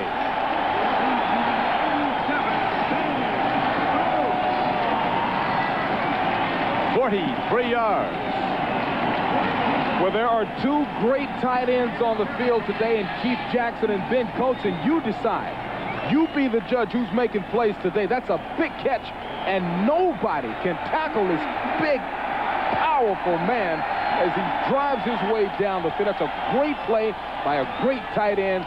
On another team with more exposure, he'd be playing in Hawaii in the Pro Bowl. Everybody that New England plays, as you know, Beasley, every coach you talk to talks about Ben Coates. He's caught 3 today for 59 yards. He was quiet until that 43-yard gainer. And now the Dolphin defense steps up, stops Kevin Turner for little or no gain. Jarvis Williams comes up to make the play, number 26. You pointed out how Jarvis was having trouble moving around earlier in the week. It's amazing how resilient these players are. That's a job requirement to be a professional athlete. I mean, you've got to heal quickly. You've got to be able to play with pain. So it's impressive to see Jarvis out there. On Wednesday, he went to practice on crutches. He wants it. Can't help the club when you're in the tub, as they say. That whirlpool, the guy sitting in there all week, not going to do much for you. Here is a throw in the flat. Kevin Turner, who made plays in the first half, is now the target again of Bledsoe. Williams covering, a gain on the play to the 21-yard line. Third down and a long 3. So many coaches that we talk to talk about having players, needing players who make plays. Kevin Turner has made big plays in every game I've ever seen him play. That's a super catch, sprawling, and guy just brings it in and makes a super gain for his club. 3rd and 4 with the ball is positioned for the Patriots in this tie game. 8:55 to play in it. Clock running. Leonard Russell got close, but he didn't get there, and that'll bring out Matt Barr in all probability, as the Patriot field goal game, which was non-existent during that early stretch when they struggled so badly, going 1-11 at one point. But now good times have returned, 3 straight wins. Not coincidentally with the addition of this man, the veteran Matt Barr, a 15-year kicker out of Penn State, who has not missed a kick for the New England Patriots since he's rejoined them. He's hit all his field goals and all his extra points. 4 of 4 on field goals, 9 of 9 on extra points. He's lost power, but he has the nerve, the accuracy. This team might be in the playoffs if they had Barr kicking all season. He delivers the goods, and again the Patriots lead. You know, winning a Super Bowl is great, but now I'm winning with Interstate batteries. And this year, we won the ultimate NASCAR race. We won the Daytona 500. Interstate has a lightning-fast restocking system. So we had a fresh, powerful battery for a great start and a winning finish. So get the battery that won the Daytona 500. Wherever you see this sign, Interstate batteries. We check them before you buy them. For fresh power, guaranteed. Question. If your cold pill's so good, how come your symptoms keep coming back? Because your pill doesn't work 24 hours. Introducing Effidac 24, the first cold tablet so effective just one works 24 hours. Look, Sudafed drops off after 6 hours, Tavist after 12. So your symptoms keep coming back, but just one Effidac gives consistent relief for 24 hours. So your symptoms don't come back. New 24-hour Effidac keeps cold symptoms from coming back. Are your friends car guys? Car guys talk horsepower. They talk acceleration. They talk big fat tires. Now why not invite your pals over and give them something to really talk about? Introducing the 4-wheel drive Passport from Honda. Monday on an all-new Fresh Prince, something weird happens to Will. No. He actually studies. We interrupt this promo for a sneak preview alert.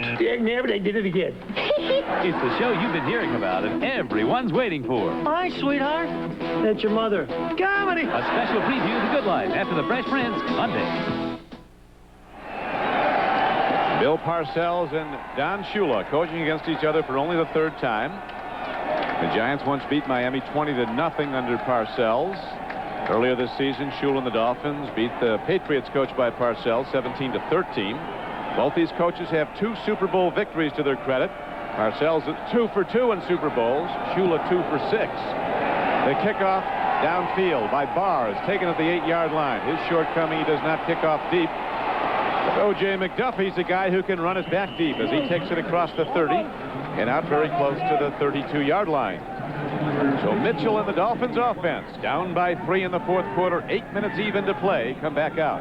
When Mitchell last walked off the field, he was one pumped-up guy after a great scramble to buy time and a touchdown throw. That confidence extends itself into the next series. This is a big time for him to have a good, confident set of decisions. Well, he's got Mark Higgs as his lone setback.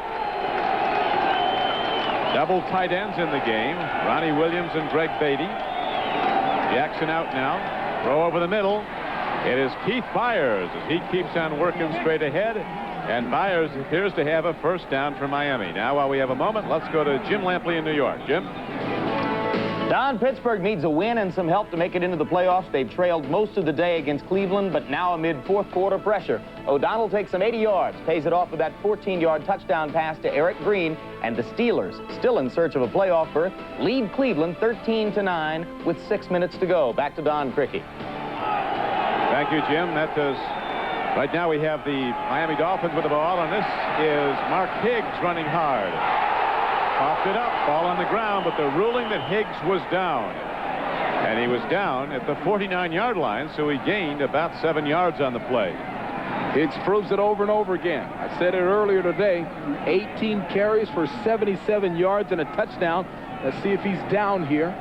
People converging on him. One thing about players like Higgs, they try so hard for extra yards. I think he clearly is down and actually on his back before the ball comes out. But Higgs has forced them to put Terry Kirby on the bench to watch him play.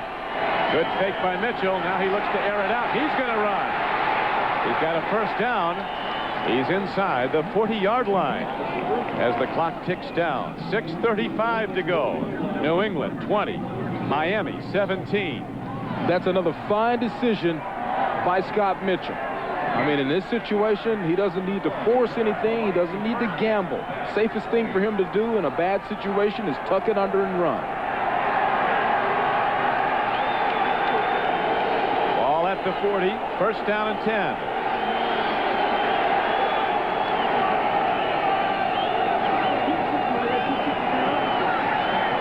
Mitchell pump fakes. He throws. An open man is there, and the ball is stripped away. Irving Fryer went up for it at the last possible moment.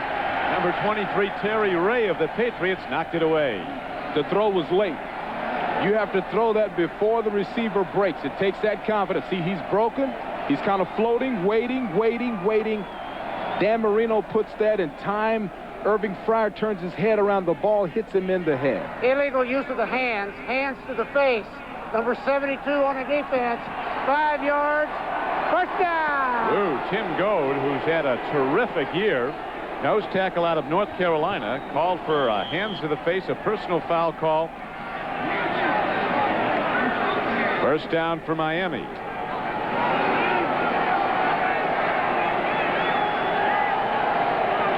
Now two big backs in the game, Kirby and Byers. Mitchell against the blitz. Nobody is picking up Andre Tippett. The second time today, he has absolutely had a clean shot at the quarterback. And he just got his 100th career sack. I love it when players make plays. If you're a star on a football team, you're supposed to be making plays in the big game. I love it when players make plays. If you're a star on a football team, you're supposed to be making plays in the big game. And that's just a horrible blocking scheme by the Miami offense to go to a straight 9-step drop back pass and nobody covering one of the most prolific pass rushers in the history of the game, Andre Tippett. And more as this game wears on, it's apparent the Dolphins have to win it or tie it to go to the playoffs. They're starting to run out of options. They needed the Steelers to lose in combination with the Jets losing as a penalty marker goes down. Right now the Steelers are winning. Another call against Miami. Delay a game. The clock ran out. When the Dolphins go back over this film, Don, they're going to see about 3 or 4 ridiculous mistakes. 2 times they've let the clock run down. 4 times, I'm being told, they allowed the clock to run out. That can't happen. Not in the big game. And they jumped off sides 2 or 3 times. Stupid mistakes. This crowd isn't helping them. 60,000 strong back in the Patriots on 2nd and 25. Mitchell stands in. Myers on the run. He makes the connection to Greg Beatty. And Beatty comes down with the ball. He does it at the 24-yard line. It is a gain. It appears to be enough for a first down. Looks like a 26-yard gain on a 2nd and 25. One of the biggest plays of this day for Miami. They play a double zone all the time to the Patriots, and on a double zone, they will be attacked down the middle of the field and up the sideline. That was straight down the middle of the field. You saw the two safeties coming in late to try to make the tackle. And that, Beasley, was only the 4th catch of this season for Greg Beatty, but what a big one it was. Or actually the 5th. 4 coming in. When you're playing against the double zone, now watch your two safeties. See them take half the field. They're backpedaling. Now watch them come in late on the throw. Right down the middle is where you attack a double zone. See how wide open it is? Here comes your safeties. There's one. There's the other. The big rangy tight end from Stanford going way up and coming down with the ball. And that makes it a first down for Miami at the 25-yard line of New England. Patriots leading the game 20-17. Clock running. 4:50 to go. It's another double zone. Another blitz. But they throw to Mark Higgs, who's wide open where the blitzer came from.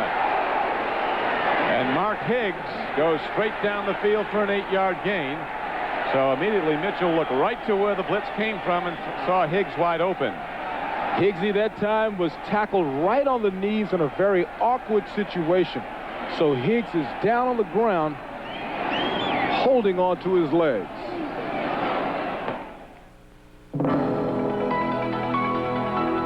Every day in 34 countries and over 300 cities, Delta Airlines takes off to the world of facts and figures, budgets, and bottom lines. And when the job is done, we bring you back to the world of mommies and daddies, boyfriends, girlfriends, and best friends. Delta Airlines. All-Pro quarterback Dan Marino. When the game is over and the pain starts, I want 2 things from my pain-relieving rub: fast relief and no odor. So I use Sports Cream, a strong pain-relieving rub that doesn't make me smell like a medicine chest. I just massage in Sports Cream for fast, odor-free relief. Cream or lotion, Sports Cream sure gets my vote for most valuable pain reliever. Today, Michael White is having a lunch meeting in Indonesia without even leaving town. This is your life. Mary Kaplan is keeping things moving at her office, even though she's going nowhere fast. This is your world. With everything from local to long distance to cellular, it's easy to see why Sprint is the choice of millions who need to be there now. Be there now. Life won't wait. Be there now. The Denver Broncos, the LA Raiders. Another piece of the playoff puzzle comes together when arch rivals clash. Next on NBC.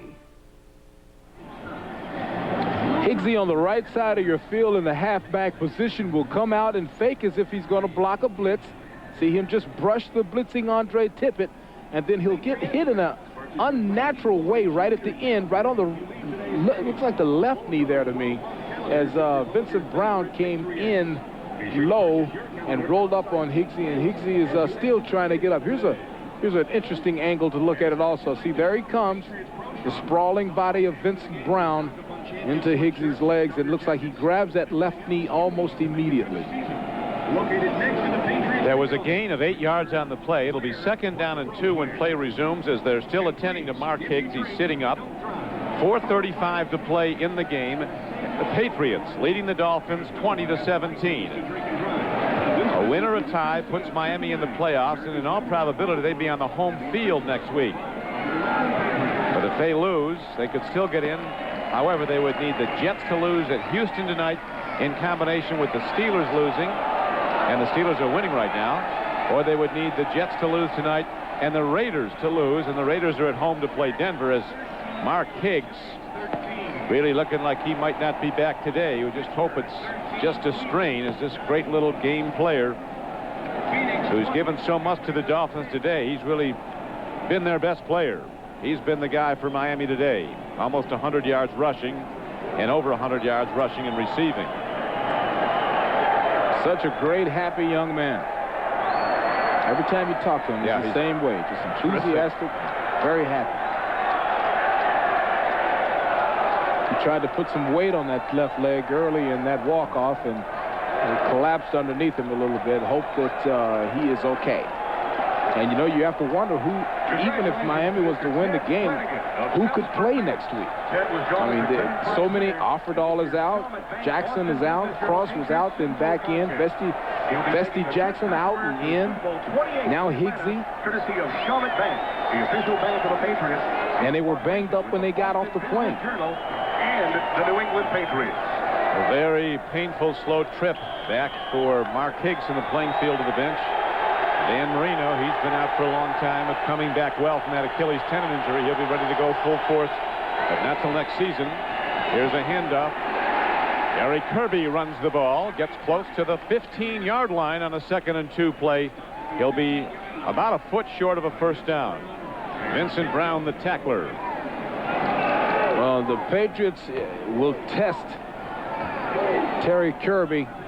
They'll test his blocking ability with some blitzes. And the thing about Terry, you know, he's got the kind of skills where you give him a little angle and it's a touchdown. And he's got the skills now. 3rd down, and it's a big one. Less than a yard for the Dolphins. Pitch back. Kirby, the rookie from Virginia, breaks it more. He might go in. He does. And Miami takes the lead.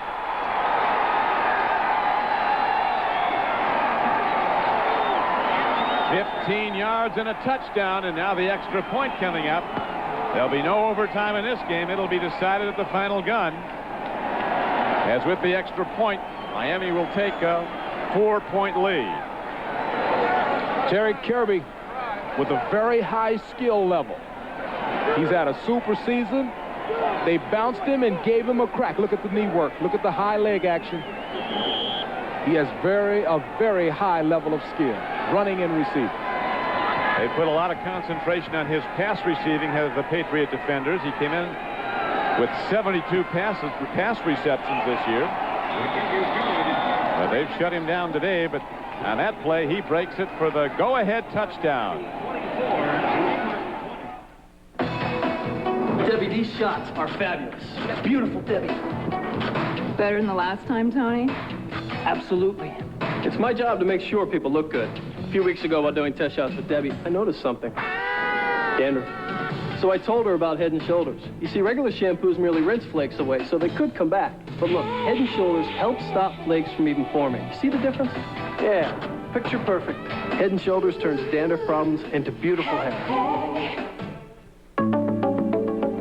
When your business does business with MCI, every 90 days you get written proof you made the right decision. Proof positive from MCI. They put me in this frigid mountain stream to make the point that TGI Fridays has maple pecan grilled salmon. Tender fillets in our rich maple glaze. Get my agent on the phone. Everyone looks forward to Friday. A great season of NBA action on NBC starts in just 4 weeks. But Charles Barkley goes to the mecca of the game, Boston Garden, as the Suns battle the Celtics. And at halftime, a very special moment, as Kevin McHale's number 32 is raised to the rafters. Just the start of the NBA on NBC on Super Sunday, January 30th. Terry Kirby, number 43, with great running skills. Watch the lead block by number 41, Keith Byers. He sets up Rod Smith, and then Kirby runs over him, runs through a man, steps over people. That's a super run and a super play. Look, poor tackling by the Patriots help out, but I'm telling you, that's a run of determination by Terry Kirby. And that's, you know, you get very determined when your team sits you on the bench for about 2 quarters, right, and you watch your backup make plays. Ran his own interference there, knocked people down, did Terry Kirby, who's run 7 times for 31 yards, but 15 coming on that go-ahead touchdown run, as the Dolphins lead for the first time today, 24-20, 3:40 to play in the game. The wind not too strong. Is it the Patriots' backs in the 4th quarter? Ray Crittenden runs back the kickoff for New England. And he goes down at the 25-yard line. Drew Bledsoe is the man now for New England. Tackle on special teams made by James Saxon again for the Dolphins.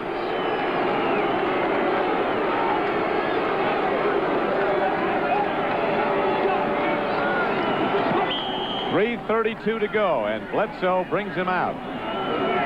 So far today, Bledsoe has thrown for a couple of touchdowns, bringing his season total to 13 touchdown passes against 14 interceptions.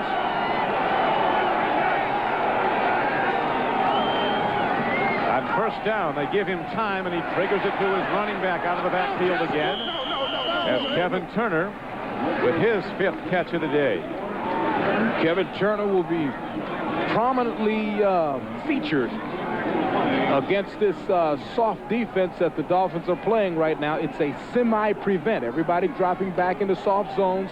It'll force the quarterback, Drew Bledsoe, to take the underneath receivers, which will be the running backs and the tight end. Under 3 minutes to go now. New England down for the first time in the game, down by 4. A long ball. Brisby going for it. But Stephen Braggs of Miami was the closest to the football, and a long incompletion. 3rd down and 4 now arises for the Patriots. Now, Brisby may have been held up just a little bit on this. You see how the cornerback kind of squats and pushes the hands on him a little bit and really mugs him going down the stretch, almost holding his hand. I guess they ruled that the ball uncatchable, so Brisby's plea ignored. Bledsoe ready to throw now for the 32nd time in this game. He's 18 for 31 for 212 yards and 2 touchdowns. Lightning arm gets it ahead. His receiver extends. And Kevin Turner, making play after play, looks to have a first down for New England. I was surprised at the long attempt by Bledsoe on the last play, because they are going to allow these short little passes right underneath. And there is the stretch for the first down. So the Patriots drive on the great effort by Kevin Turner now. Bledsoe kind of shot puts the ball ahead, but those count 2 when you catch him, and Leonard Russell did, out to the 42-yard line. Dwight Hollier hits him in hard as we're going to come down to the 2-minute warning. Patriots looking to get a playoff. Now we have a timeout signal on the field with 2:04 to play. Player down for New England. Well, that type of vicious hit happens often in these prevent zone situations where defenders are just dropping back to an area and then breaking full speed at an angle toward where the ball is going. So that time with a man on his back, Russell also took a shot right in the face. There's a man on his back now, and then the shot right in the head. Ooh, right. It's the most dangerous part of the game for running backs and receivers is in these prevent zones where the guys are just dropping back with their feet nice and settled, planted, and then run through. But we all know how tough Leonard Russell is. Last week, you saw him when he shoulder popped out. They popped it back in, and he got back in. We're not talking about a finger now. No. That shoulder socket's a pretty big socket to be popping out and in. So while Leonard is attended to, and they're making sure that he's got strength in his left hand, hitting that shoulder, we'll remind you that this is a doubleheader day on NBC. Most of you will see those 2 arch rivals from the AFC West. The Broncos and the Raiders go to war at the LA Coliseum. Some will see the Bengals go against the Saints at New Orleans. Check your local listings for the game in your area. As right now, we have 2:04 left to play at Foxborough. The Patriots led, we're tied, and now Miami has taken the lead for the first time, 24-20. And Don, I believe that's that shoulder again that hurt Mr. Russell. There's certain things that they ask you to do when you've been hurt. And I've been knocked out so many times on the field that I know all the all the signs. And when they ask you to squeeze, you know, they're checking to see how that shoulder socket is when they ask you to squeeze and pull on something. On second down, Bledsoe takes a look, guns the ball inside the 40. And that multi-million-dollar arm, that Marino-type arm of Drew Bledsoe, 13 yards downfield for a first down. As we come to the 2-minute warning. With full confidence, I submit to you an affordable economic package. Senator, this will cost only $10.99. $10.99. The man's an idiot. I'll say it again. Would somebody call security? $10.99. What could anyone possibly get for $10.99? I'm glad you asked. Bigfoot pizza from Pizza Hut with that special crust delivered for only $10.99. Hey, Dad, who's going to sponsor this bill? Bigfoot Pizza, a legendary value. Word on the street was they were a bad bet. An American institution, 3 days shy of extinction. Only one investment firm, Dean Witter, saw past the problems to the real value of the company. And a rumble was heard round Wall Street as the last American motorcycle company came roaring back to life with a listing on the New York Stock Exchange. From Main Street to Wall Street at Dean Witter. We measure success one investor at a time. Earlier in the game, I criticized Scott Mitchell for throwing a ball too late, not using perfect timing. Bledsoe here with perfect timing. This time gets rid of the ball, and time the receiver turns around, the ball is there waiting for him. Now watch this. He sets in, time he settles and turns, the ball hits him in the stomach. Almost impossible, Don, to defend that when they throw it on great timing.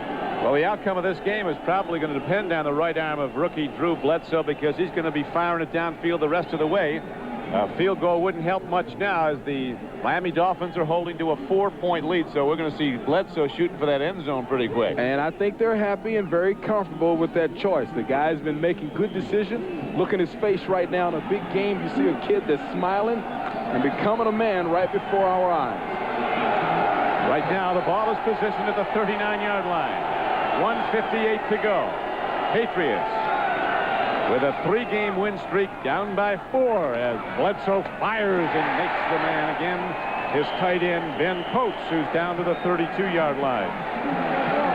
Well, Bledsoe looks like he's having fun. I mean, he looks like he is rising to the challenge, and he doesn't see this as a pressure situation. He sees it as an opportunity, and that's when they get good. All the good quarterbacks see this as a great opportunity. Well, he has one now as he throws again, and it's broken up at the 24-yard line. So Coach Parcells with a sure-footed kicker now on his roster in Matt Barr, but they wouldn't get another possession, I don't think, if they kick a field goal here. Well, one of their stars, Ben Coates, trying to make a play. Look at the extension, and he could only get the right hand on the ball and still almost cupped it in. 1:31 to go. Parcells, with the play call having been sent in, coming down from on high from Ray Perkins, the offensive coordinator, a short distance away from us in the press box. Here is the handoff, and they go to the run this time on 3rd and 2. Corey Kroom, who doesn't get too many carries, responds with a first down run. Chris Green makes the stop. Don, they take a timeout now because this is the area on the field where they want to take shots at the end zone. Now is the point. You don't want to get down there 15, 20-yard line where they start, the zones collapse, the amount of yards that you have to work with is reduced. You want to step back right here where you can run your full complement of plays and take some shots in the end zone. So now's the time to come up with the right plays. While we have a moment, we want to tell you that our executive producer for NBC Sports is Tommy Roy. The coordinating producer of NFL on NBC is John Paratzis. Today's game was produced by John McGinnis, directed by John McDonough. NFL Live produced by Ricky Diamond and directed by Kelly Atkinson. Technical directors Mark Hellman and Richard Sansevier. Associate director Ed Fibashoff. Production associate Darrell Love. And we thank them all as we're coming down the stretch here at Foxborough. The Dolphins headed to the playoffs if they can hold on and win this game. The Patriots down by 4 with their great rookie firing away. Downfield throw, and it's inside the 15-yard line. Vincent Brisby, good for 12. First down, New England. The wide receivers on this football team a few weeks ago were dropping passes. They were dropping touchdown passes. But suddenly today in the big game, in their bowl game, in their playoff game, these Patriot receivers have been excellent. And, of course, you can't, it's kind of hard to drop the ball when the quarterback almost walks out and hands it to you. These are great throws by Bledsoe. Like throwing darts into a board. Bledsoe sticking it right into his receivers. Right on the numbers. Now, Bledsoe throws to the end zone. It's caught for a touchdown. Ben Coates.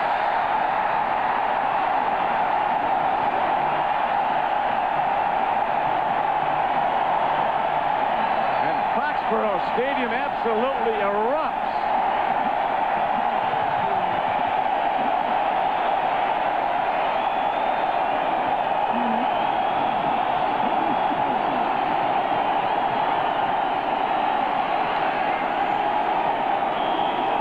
We still could have overtime. The extra point by Barr is kicked up and good. It is a 3-point lead for New England with 1:14 to play.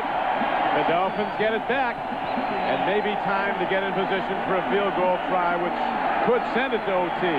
The throw and play almost defy description. It's simply a thing of beauty. It's almost like good music. People all over Ben Coates, yet I called him a great tight end. He's the best tight end on the football field right now, even though Keith Jackson is there. That's a great throw and a great catch. Pittsburgh has defeated Cleveland. As Parcells, who made Bledsoe the #1 pick in the draft, sees his young quarterback hit his 3rd touchdown throw of the day. This is a bowl playoff atmosphere in this stadium. Unbelievable. These fans have been waiting for something like this to cheer for years. What a play, and look at Bledsoe. You're a man now, son. You're an NFL quarterback as of today. And tomorrow he's driving back to Walla Walla, Washington, his hometown, and he's coming back to the Boston area in March. That's a look of satisfaction, Don Cricky. I think he should have that. That man's taking a deep breath saying, yes, I'm a quarterback now. Well, he's all of that. But the Dolphins have a good one, too. As now O.J. McDuffie runs it back and runs it back very well.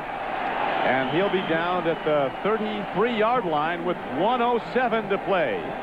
So Scott Mitchell with 67 ticks left to get his team in position for what could be a tying field goal. Well, this is it.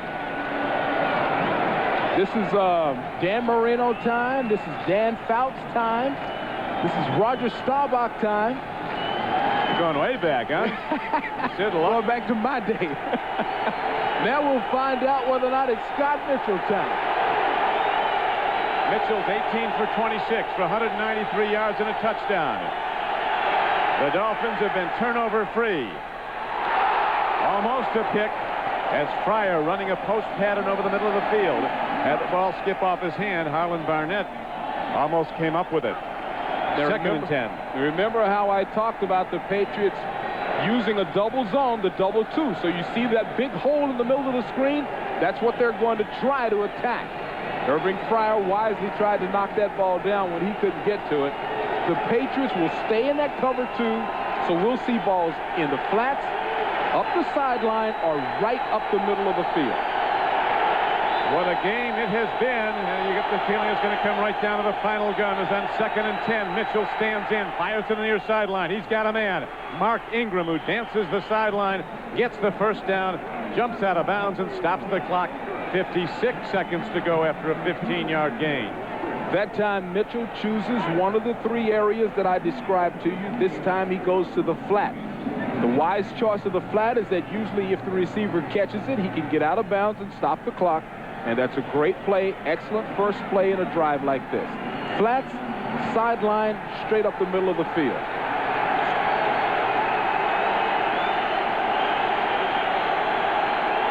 First and 10, 56 seconds to play. Mitchell again eludes the rush, sidearms the ball, incomplete. He did well to get rid of it. He was looking at Terry Kirby as the big rush was coming and almost got to Scott Mitchell. Scott Mitchell in trouble this time. Pocket collapsing all around him. That's the rookie Chris Slade that almost knocks the ball out of his hand. And then Brent Williams with the pancake shot after the throw. You must remember also, Stoyanovich is one of the best long kickers in the NFL. He's hit from 52 yards out this year. But they need much more yardage. From here it would be a 67-yarder. Second down and 10. Mitchell steps in, makes the throw, makes the completion. O.J. McDuffie. First down Miami, down to the 33-yard line. A 16-yard gain. Scott Mitchell showing what he's made of. I mean, that pocket, they're running games up front. The defensive linemen are twisting in and out. Mitchell stepping up into the pocket very nicely and delivering a confident throw.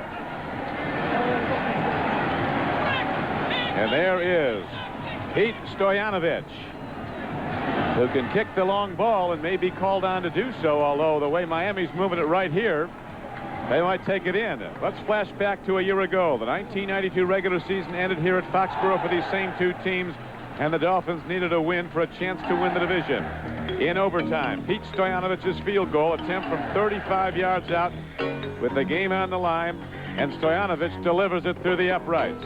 The Dolphins won it 16-13, and with it, they won the AFC East title. Now Stoyanovich limbers the leg as the ball is positioned at the 33-yard line. Stoyanovich has tried 2 of over 50 yards this year, has made them both.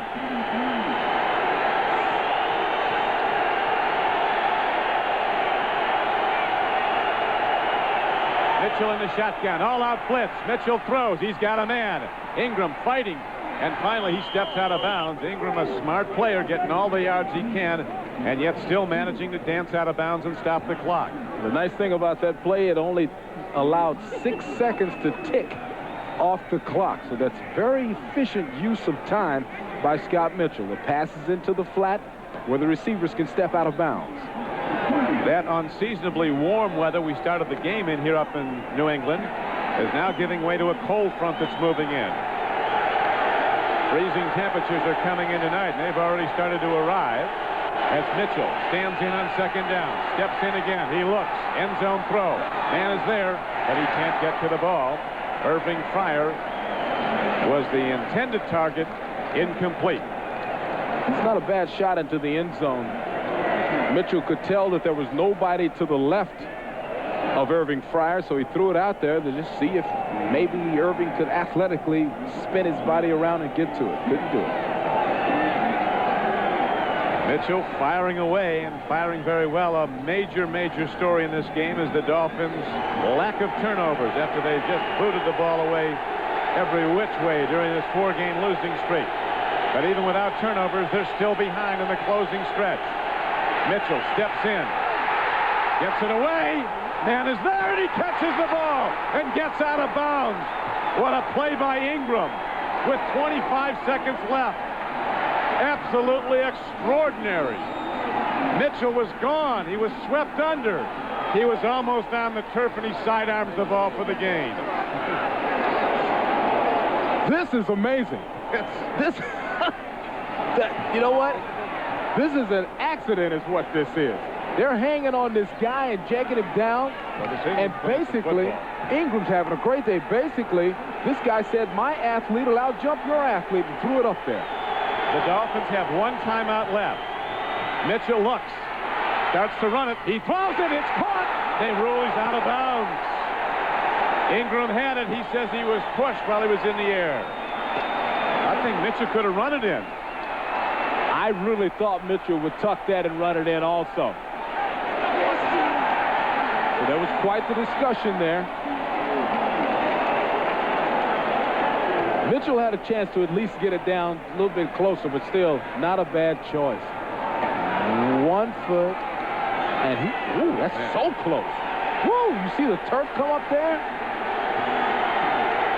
He had an argument on the shove there. There was an argument there. Second down and goal. Mitchell takes a look. Here comes the rush. Mitchell in trouble. Throws. It's not close. Third down comes out. The Dolphins still with 1 timeout, so if they should run a draw or even a quarterback draw, they can stop the clock and kick the field goal. Every good quarterback that you see today has one of 2 things. Either a lightning fast release or they've got great mobility. And Mitchell has shown some real mobility here today. Dallas has defeated the Giants 16-13 in overtime.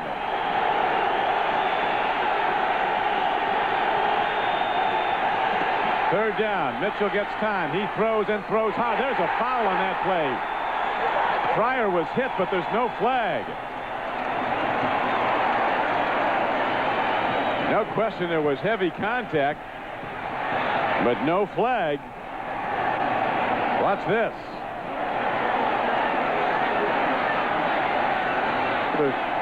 There's a lot of incidental contact. Ooh, almost home cooking. Now a lot of incidental contact there. Stoyanovich with a chance to tie the game with 9 seconds left. Snap, set down, and kick. All good. And we're locked at 27 with 6 seconds to play. And now overtime looms here at Foxborough for a second straight year. What a day it has been. Stoyanovich delivers with the pressure on. Shula's team seemingly out of it, then comes back seemingly ready to win it. Now they'll go to overtime. Just a day at the office for Stoyanovich. So confident, so poised. There's another picture of confidence and poise. Coach Shula, you know, he's churning inside. He sees that Ingram has made some phenomenal plays for the Dolphins down the stretch. And now Pete Stoyanovich is ready to kick it off for Miami with 6 seconds to go. Hey, I don't think you want to give those return men a clean shot at a run back. They might bounce the ball down the field. Stoyanovich was a standout soccer player at Indiana.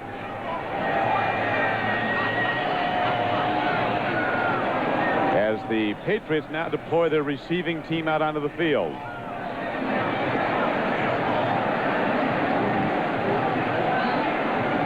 That's one thing about football. You can be so high. Drew Bledsoe was feeling so good as he drove his team down to score to give them the lead. And then it's all erased, and suddenly you have to do it again. The flip of the coin always looms very large as we get ready to start overtime. We have 6 seconds to go in regulation. There conceivably could be the spectacular, and something would happen that would end this game before the final gun, but it's unlikely.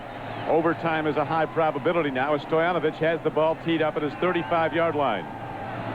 Ronnie Harris and Ray Crittenden, both lightning fast, are back for New England. Stoyanovich does indeed boot the ball downfield. Up back picks it up and is happy to sit down at the 36-yard line with 2 seconds left. So the next big event in this game, unless they air it out, and they probably will with all they have. This kid's got an arm that can go from here to Walpole. You know what was really smart about that sit down by the up back? That was Marv Cook. So he's accustomed to running the ball, but he knew that if he ran it, time would be expired. So you know, he at least gave the offense the option of throwing a Hail Mary or, you know, just sitting on the ball and electing for overtime. So very smart move by Cook to catch it, get what he could, and sit down to stop the clock. 2 seconds to go. Now they're going into a protect formation. They'll down the ball. And the next big event will be the flip of the coin.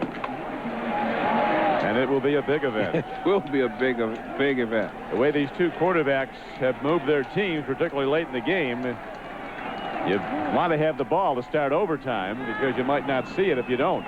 Well, statistically, there's a great advantage for in favor of the team that gets the ball first, going down to score and win overtime games in the National Football League. So this is huge.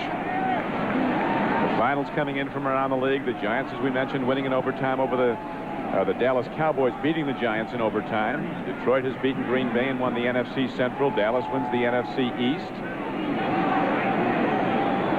Now we'll have Red Cash. It's your choice. Which one's going to call the flip?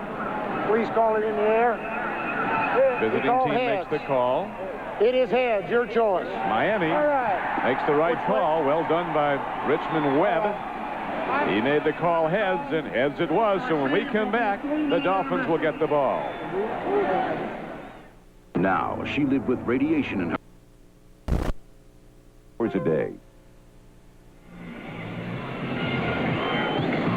A doubleheader day on NBC Sports, and most of you will see the Raiders going against the Broncos at the Los Angeles Coliseum. Denver has taken an early 3-0 lead in that game.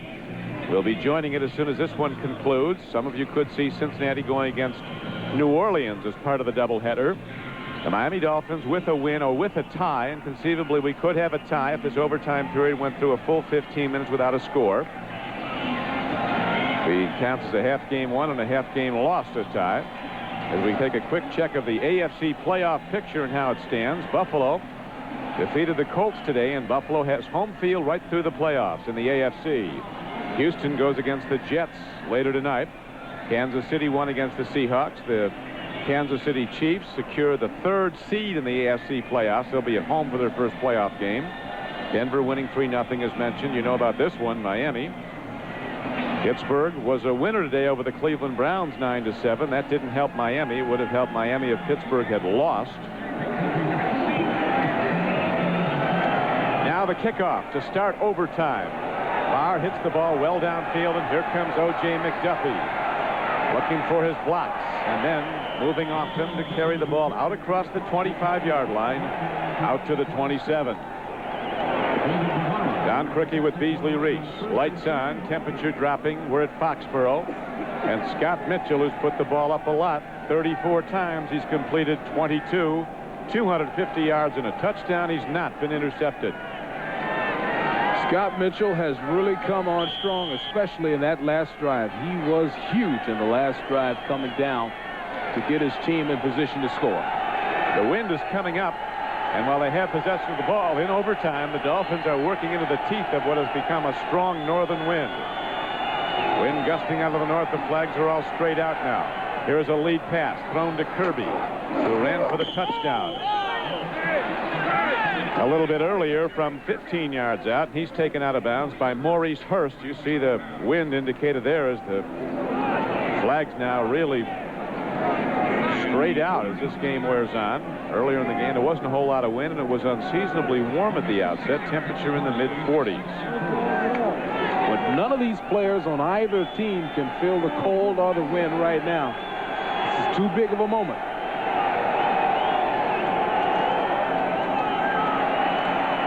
Straight ahead carry. Jerry Kirby runs the ball on the 2nd down and 4 and doesn't get anything.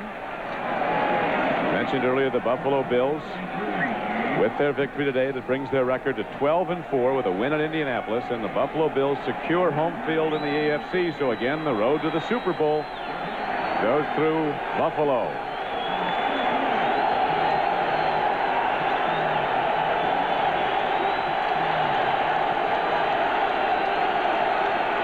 Third down now as Mitchell stands in. Crowd noise a big factor. Here comes a safety blitz. Mitchell on the run. He gets hit. Ball on the field. Might be New England's. Miami had a shot at it, then it was knocked around. And coming up with it is the Dolphins. Like Burt Widener got it. But the Dolphins have to punt. Well, Scott Mitchell has chosen the right direction to evade pressure all day long, except for there. That was almost a great opportunity. It looked like it was Chris Slade, their young linebacker, coming in, putting the hit on Mitchell, forcing the fumble.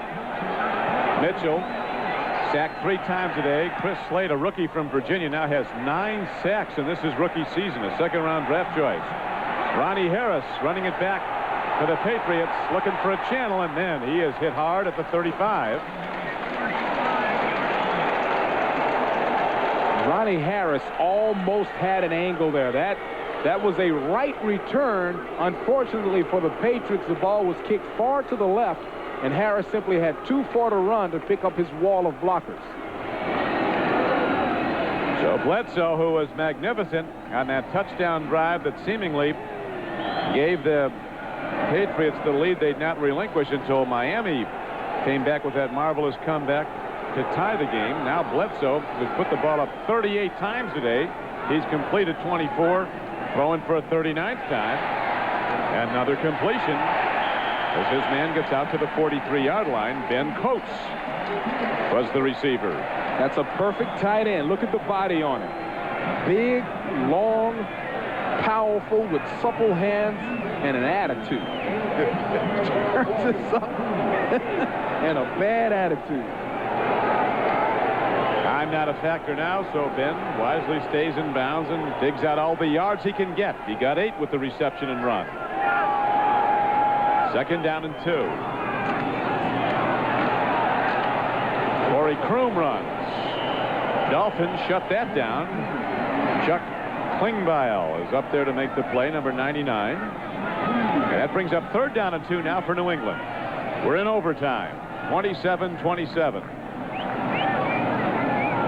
Bill Parcells' team has been in overtime twice before this year and lost them both to Detroit and to the Buffalo Bills, both on this field. Yeah, the thing about overtime is that every play is a big play, so you find out which player can thrive best under pressure.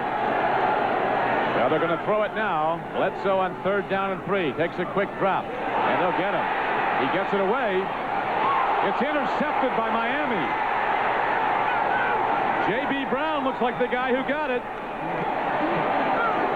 What a play as Jeff Cross had Drew Bledsoe in his grasp. And Bledsoe, gambling to try to save the lost yardage, triggers it downfield, and J.B. Brown makes a spectacular play. His 5th interception of the season. See, there's a feeling of exigency on the part of a young quarterback there. Really, if he takes the sack, the worst thing happens, they end up punting and try to hold again. But he made some big plays today, and with his big, strong body, he thinks he can come up and make a play, but that's a dangerous throw and one that he wishes he had back. Remember, Mitchell had the same play earlier, and somehow he made the completion downfield to Mark Ingram. But it was luck. I mean, that was a dangerous throw that Mitchell made there. 2nd Patriot turnover, none for the Dolphins. Mitchell going for all of it as he airs out a 55-yard throw downfield with too much lead for the streaking Mark Ingram. There's some type of psychological study that offensive coordinators have made in the past, and so it has held true for years that after an interception, after a depressing, discouraging turnover by one team, the offense comes out and tries to get it all on one play, and that time they went for it all. Couldn't come up with it. Don Shula and his Dolphins struggling in the midst of a 4-game losing streak, but now momentum is swung to them on the play by J.B. Brown. The interception. Mitchell throws. Ball in the air, incomplete. That was up for anyone to pick. We're early in overtime, 11:34 to go in the overtime period. As we mentioned, conceivably, if it went the full 15 minutes, it would be an official tie, and Miami be in the playoffs. Tell you have to be lucky in football.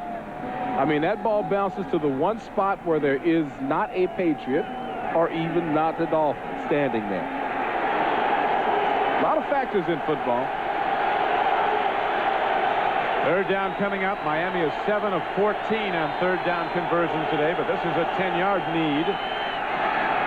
As Mitchell looks, somehow avoids the rush, throws downfield, intercepted, and then dropped. Harlan Barnett had it, and he had an open track to the end zone. It almost ended on an interception return for a touchdown. Harlan Barnett had a chance to be on every highlight in America to end this football game. That's how big these plays are. Harlan Barnett could have been on every highlight show, every sportscaster. Look at the stretch. Almost a one-handed grab. Never had possession. Great play, though. Here's the punt now. Dale Hatcher hits it downfield. Ball is taken by Ronnie Harris. He gets an open track, and Harris gets it to the 32-yard line. So the Patriots dodge the bullet. Bledsoe's interception does not result in a game-ending score for Miami. I guarantee you those closing remarks that you just saw from coach to quarterback, from Parcells to Bledsoe, was, you know, don't try to force anything. Just let the game come to you. The playoff picture, Miami can clinch if the Dolphins win or tie today versus New England, or if the Jets lose tonight and the Raiders lose. Downfield throw, a diving attempt at the ball as Bledsoe makes sure he brings it in low, so only Timpson had a play on it. Marino had some advice for Scott Mitchell when he came out of the game after the last series.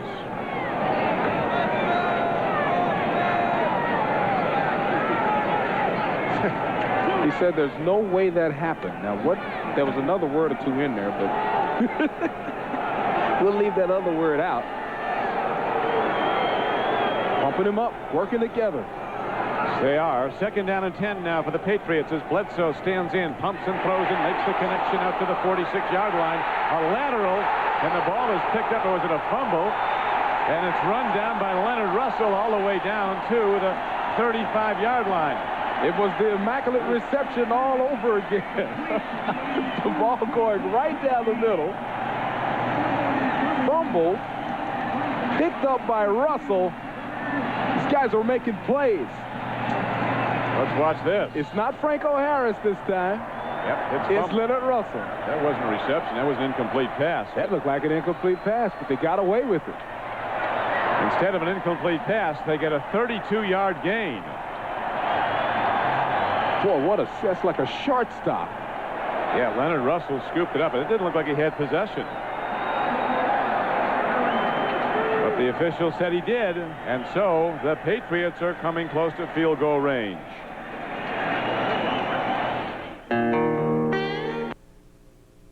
So fast that you have to trust the officials on the field. Is it a reception? Drew Bledsoe sending it into Brisby. It looks like bang, bang. Just as he catches it, it's pulled away, but look at the scoop. And how lucky do you have to be for the ball to be in the perfect position where running back Leonard Russell can scoop it and run it down to improve the yardage. Here it is again. It looks like he has it for a moment there. That's one of those that'll be talked about. Sure will. Okay, now let's look at it in real speed and try to figure out. Here we go. This is live speed. He didn't have the ball. It's no question he did not have the ball. I'll tell you, it happened so quick, Donnie. But it gives the Patriots a first down at the 36-yard line. You add 17 from the line of scrimmage, so this would be a too long to try field goal. They've got to get closer than this to try. Now, Bledsoe looks for some, as the official stops play for the moment. And he orders the Patriots to re-huddle for whatever reason.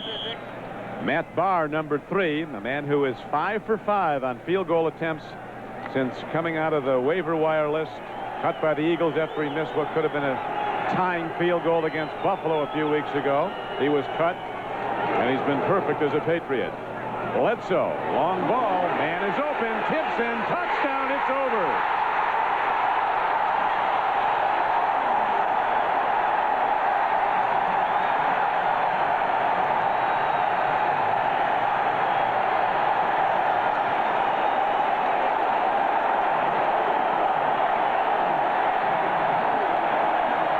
You could not comprehend the crowd noise here.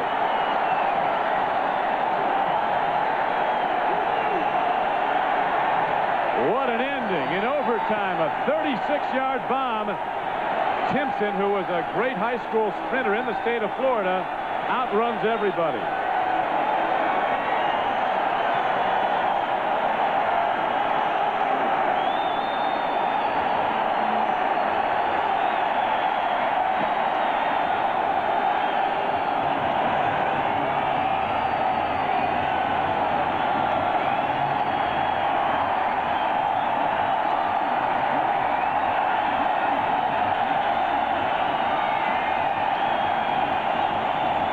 So 27 of 43 for the day for 327 yards and 4 touchdowns. 1 interception. Drew Bledsoe's been through a lot this year. He walks out this stadium almost to say to the league, get ready because I'm coming. The patience and the way he throws the ball up high and allows his player to run under it is what is so impressive. He doesn't break stride. He doesn't slow down. He doesn't do anything but run underneath the perfect throw. Watch the pump. And then high and soft. In the face of the pressure of Marco Coleman, Drew Bledsoe puts it right on the money. Look at Coleman still on the ground in shock that it could be over based on that toss. Well, his biggest day as an NFL player, Drew Bledsoe's, brings the Patriots to their 4th consecutive win. And who knows, as Parcells said, where we'd go if the season were starting now. Al Grove just leaving Bill Parcells. Parcells and Grove been through some big games together. They were jumping around like it was this was their bowl game, their playoff game, and they won it. Our thanks to statistician Bill George and to spotters Kevin Swinson and Jay Savetti, as right now the numbers are up in their final. New England beating Miami 33-27, the final in overtime, and the Dolphins fall to their 5th consecutive defeat. And now they must hope for help. They could still make the playoffs, but they need help. Coming up next on most of these NBC stations is Game 2 of our NFL doubleheader. Most of you will see the Broncos go against the LA Raiders, while some of you will see the Bengals go against the New Orleans Saints. Now for Beasley Reese, this is Don Criqui saying so long from Foxborough Stadium in Foxborough, Mass. This has been a presentation of NBC Sports, the home of Super Bowl 28.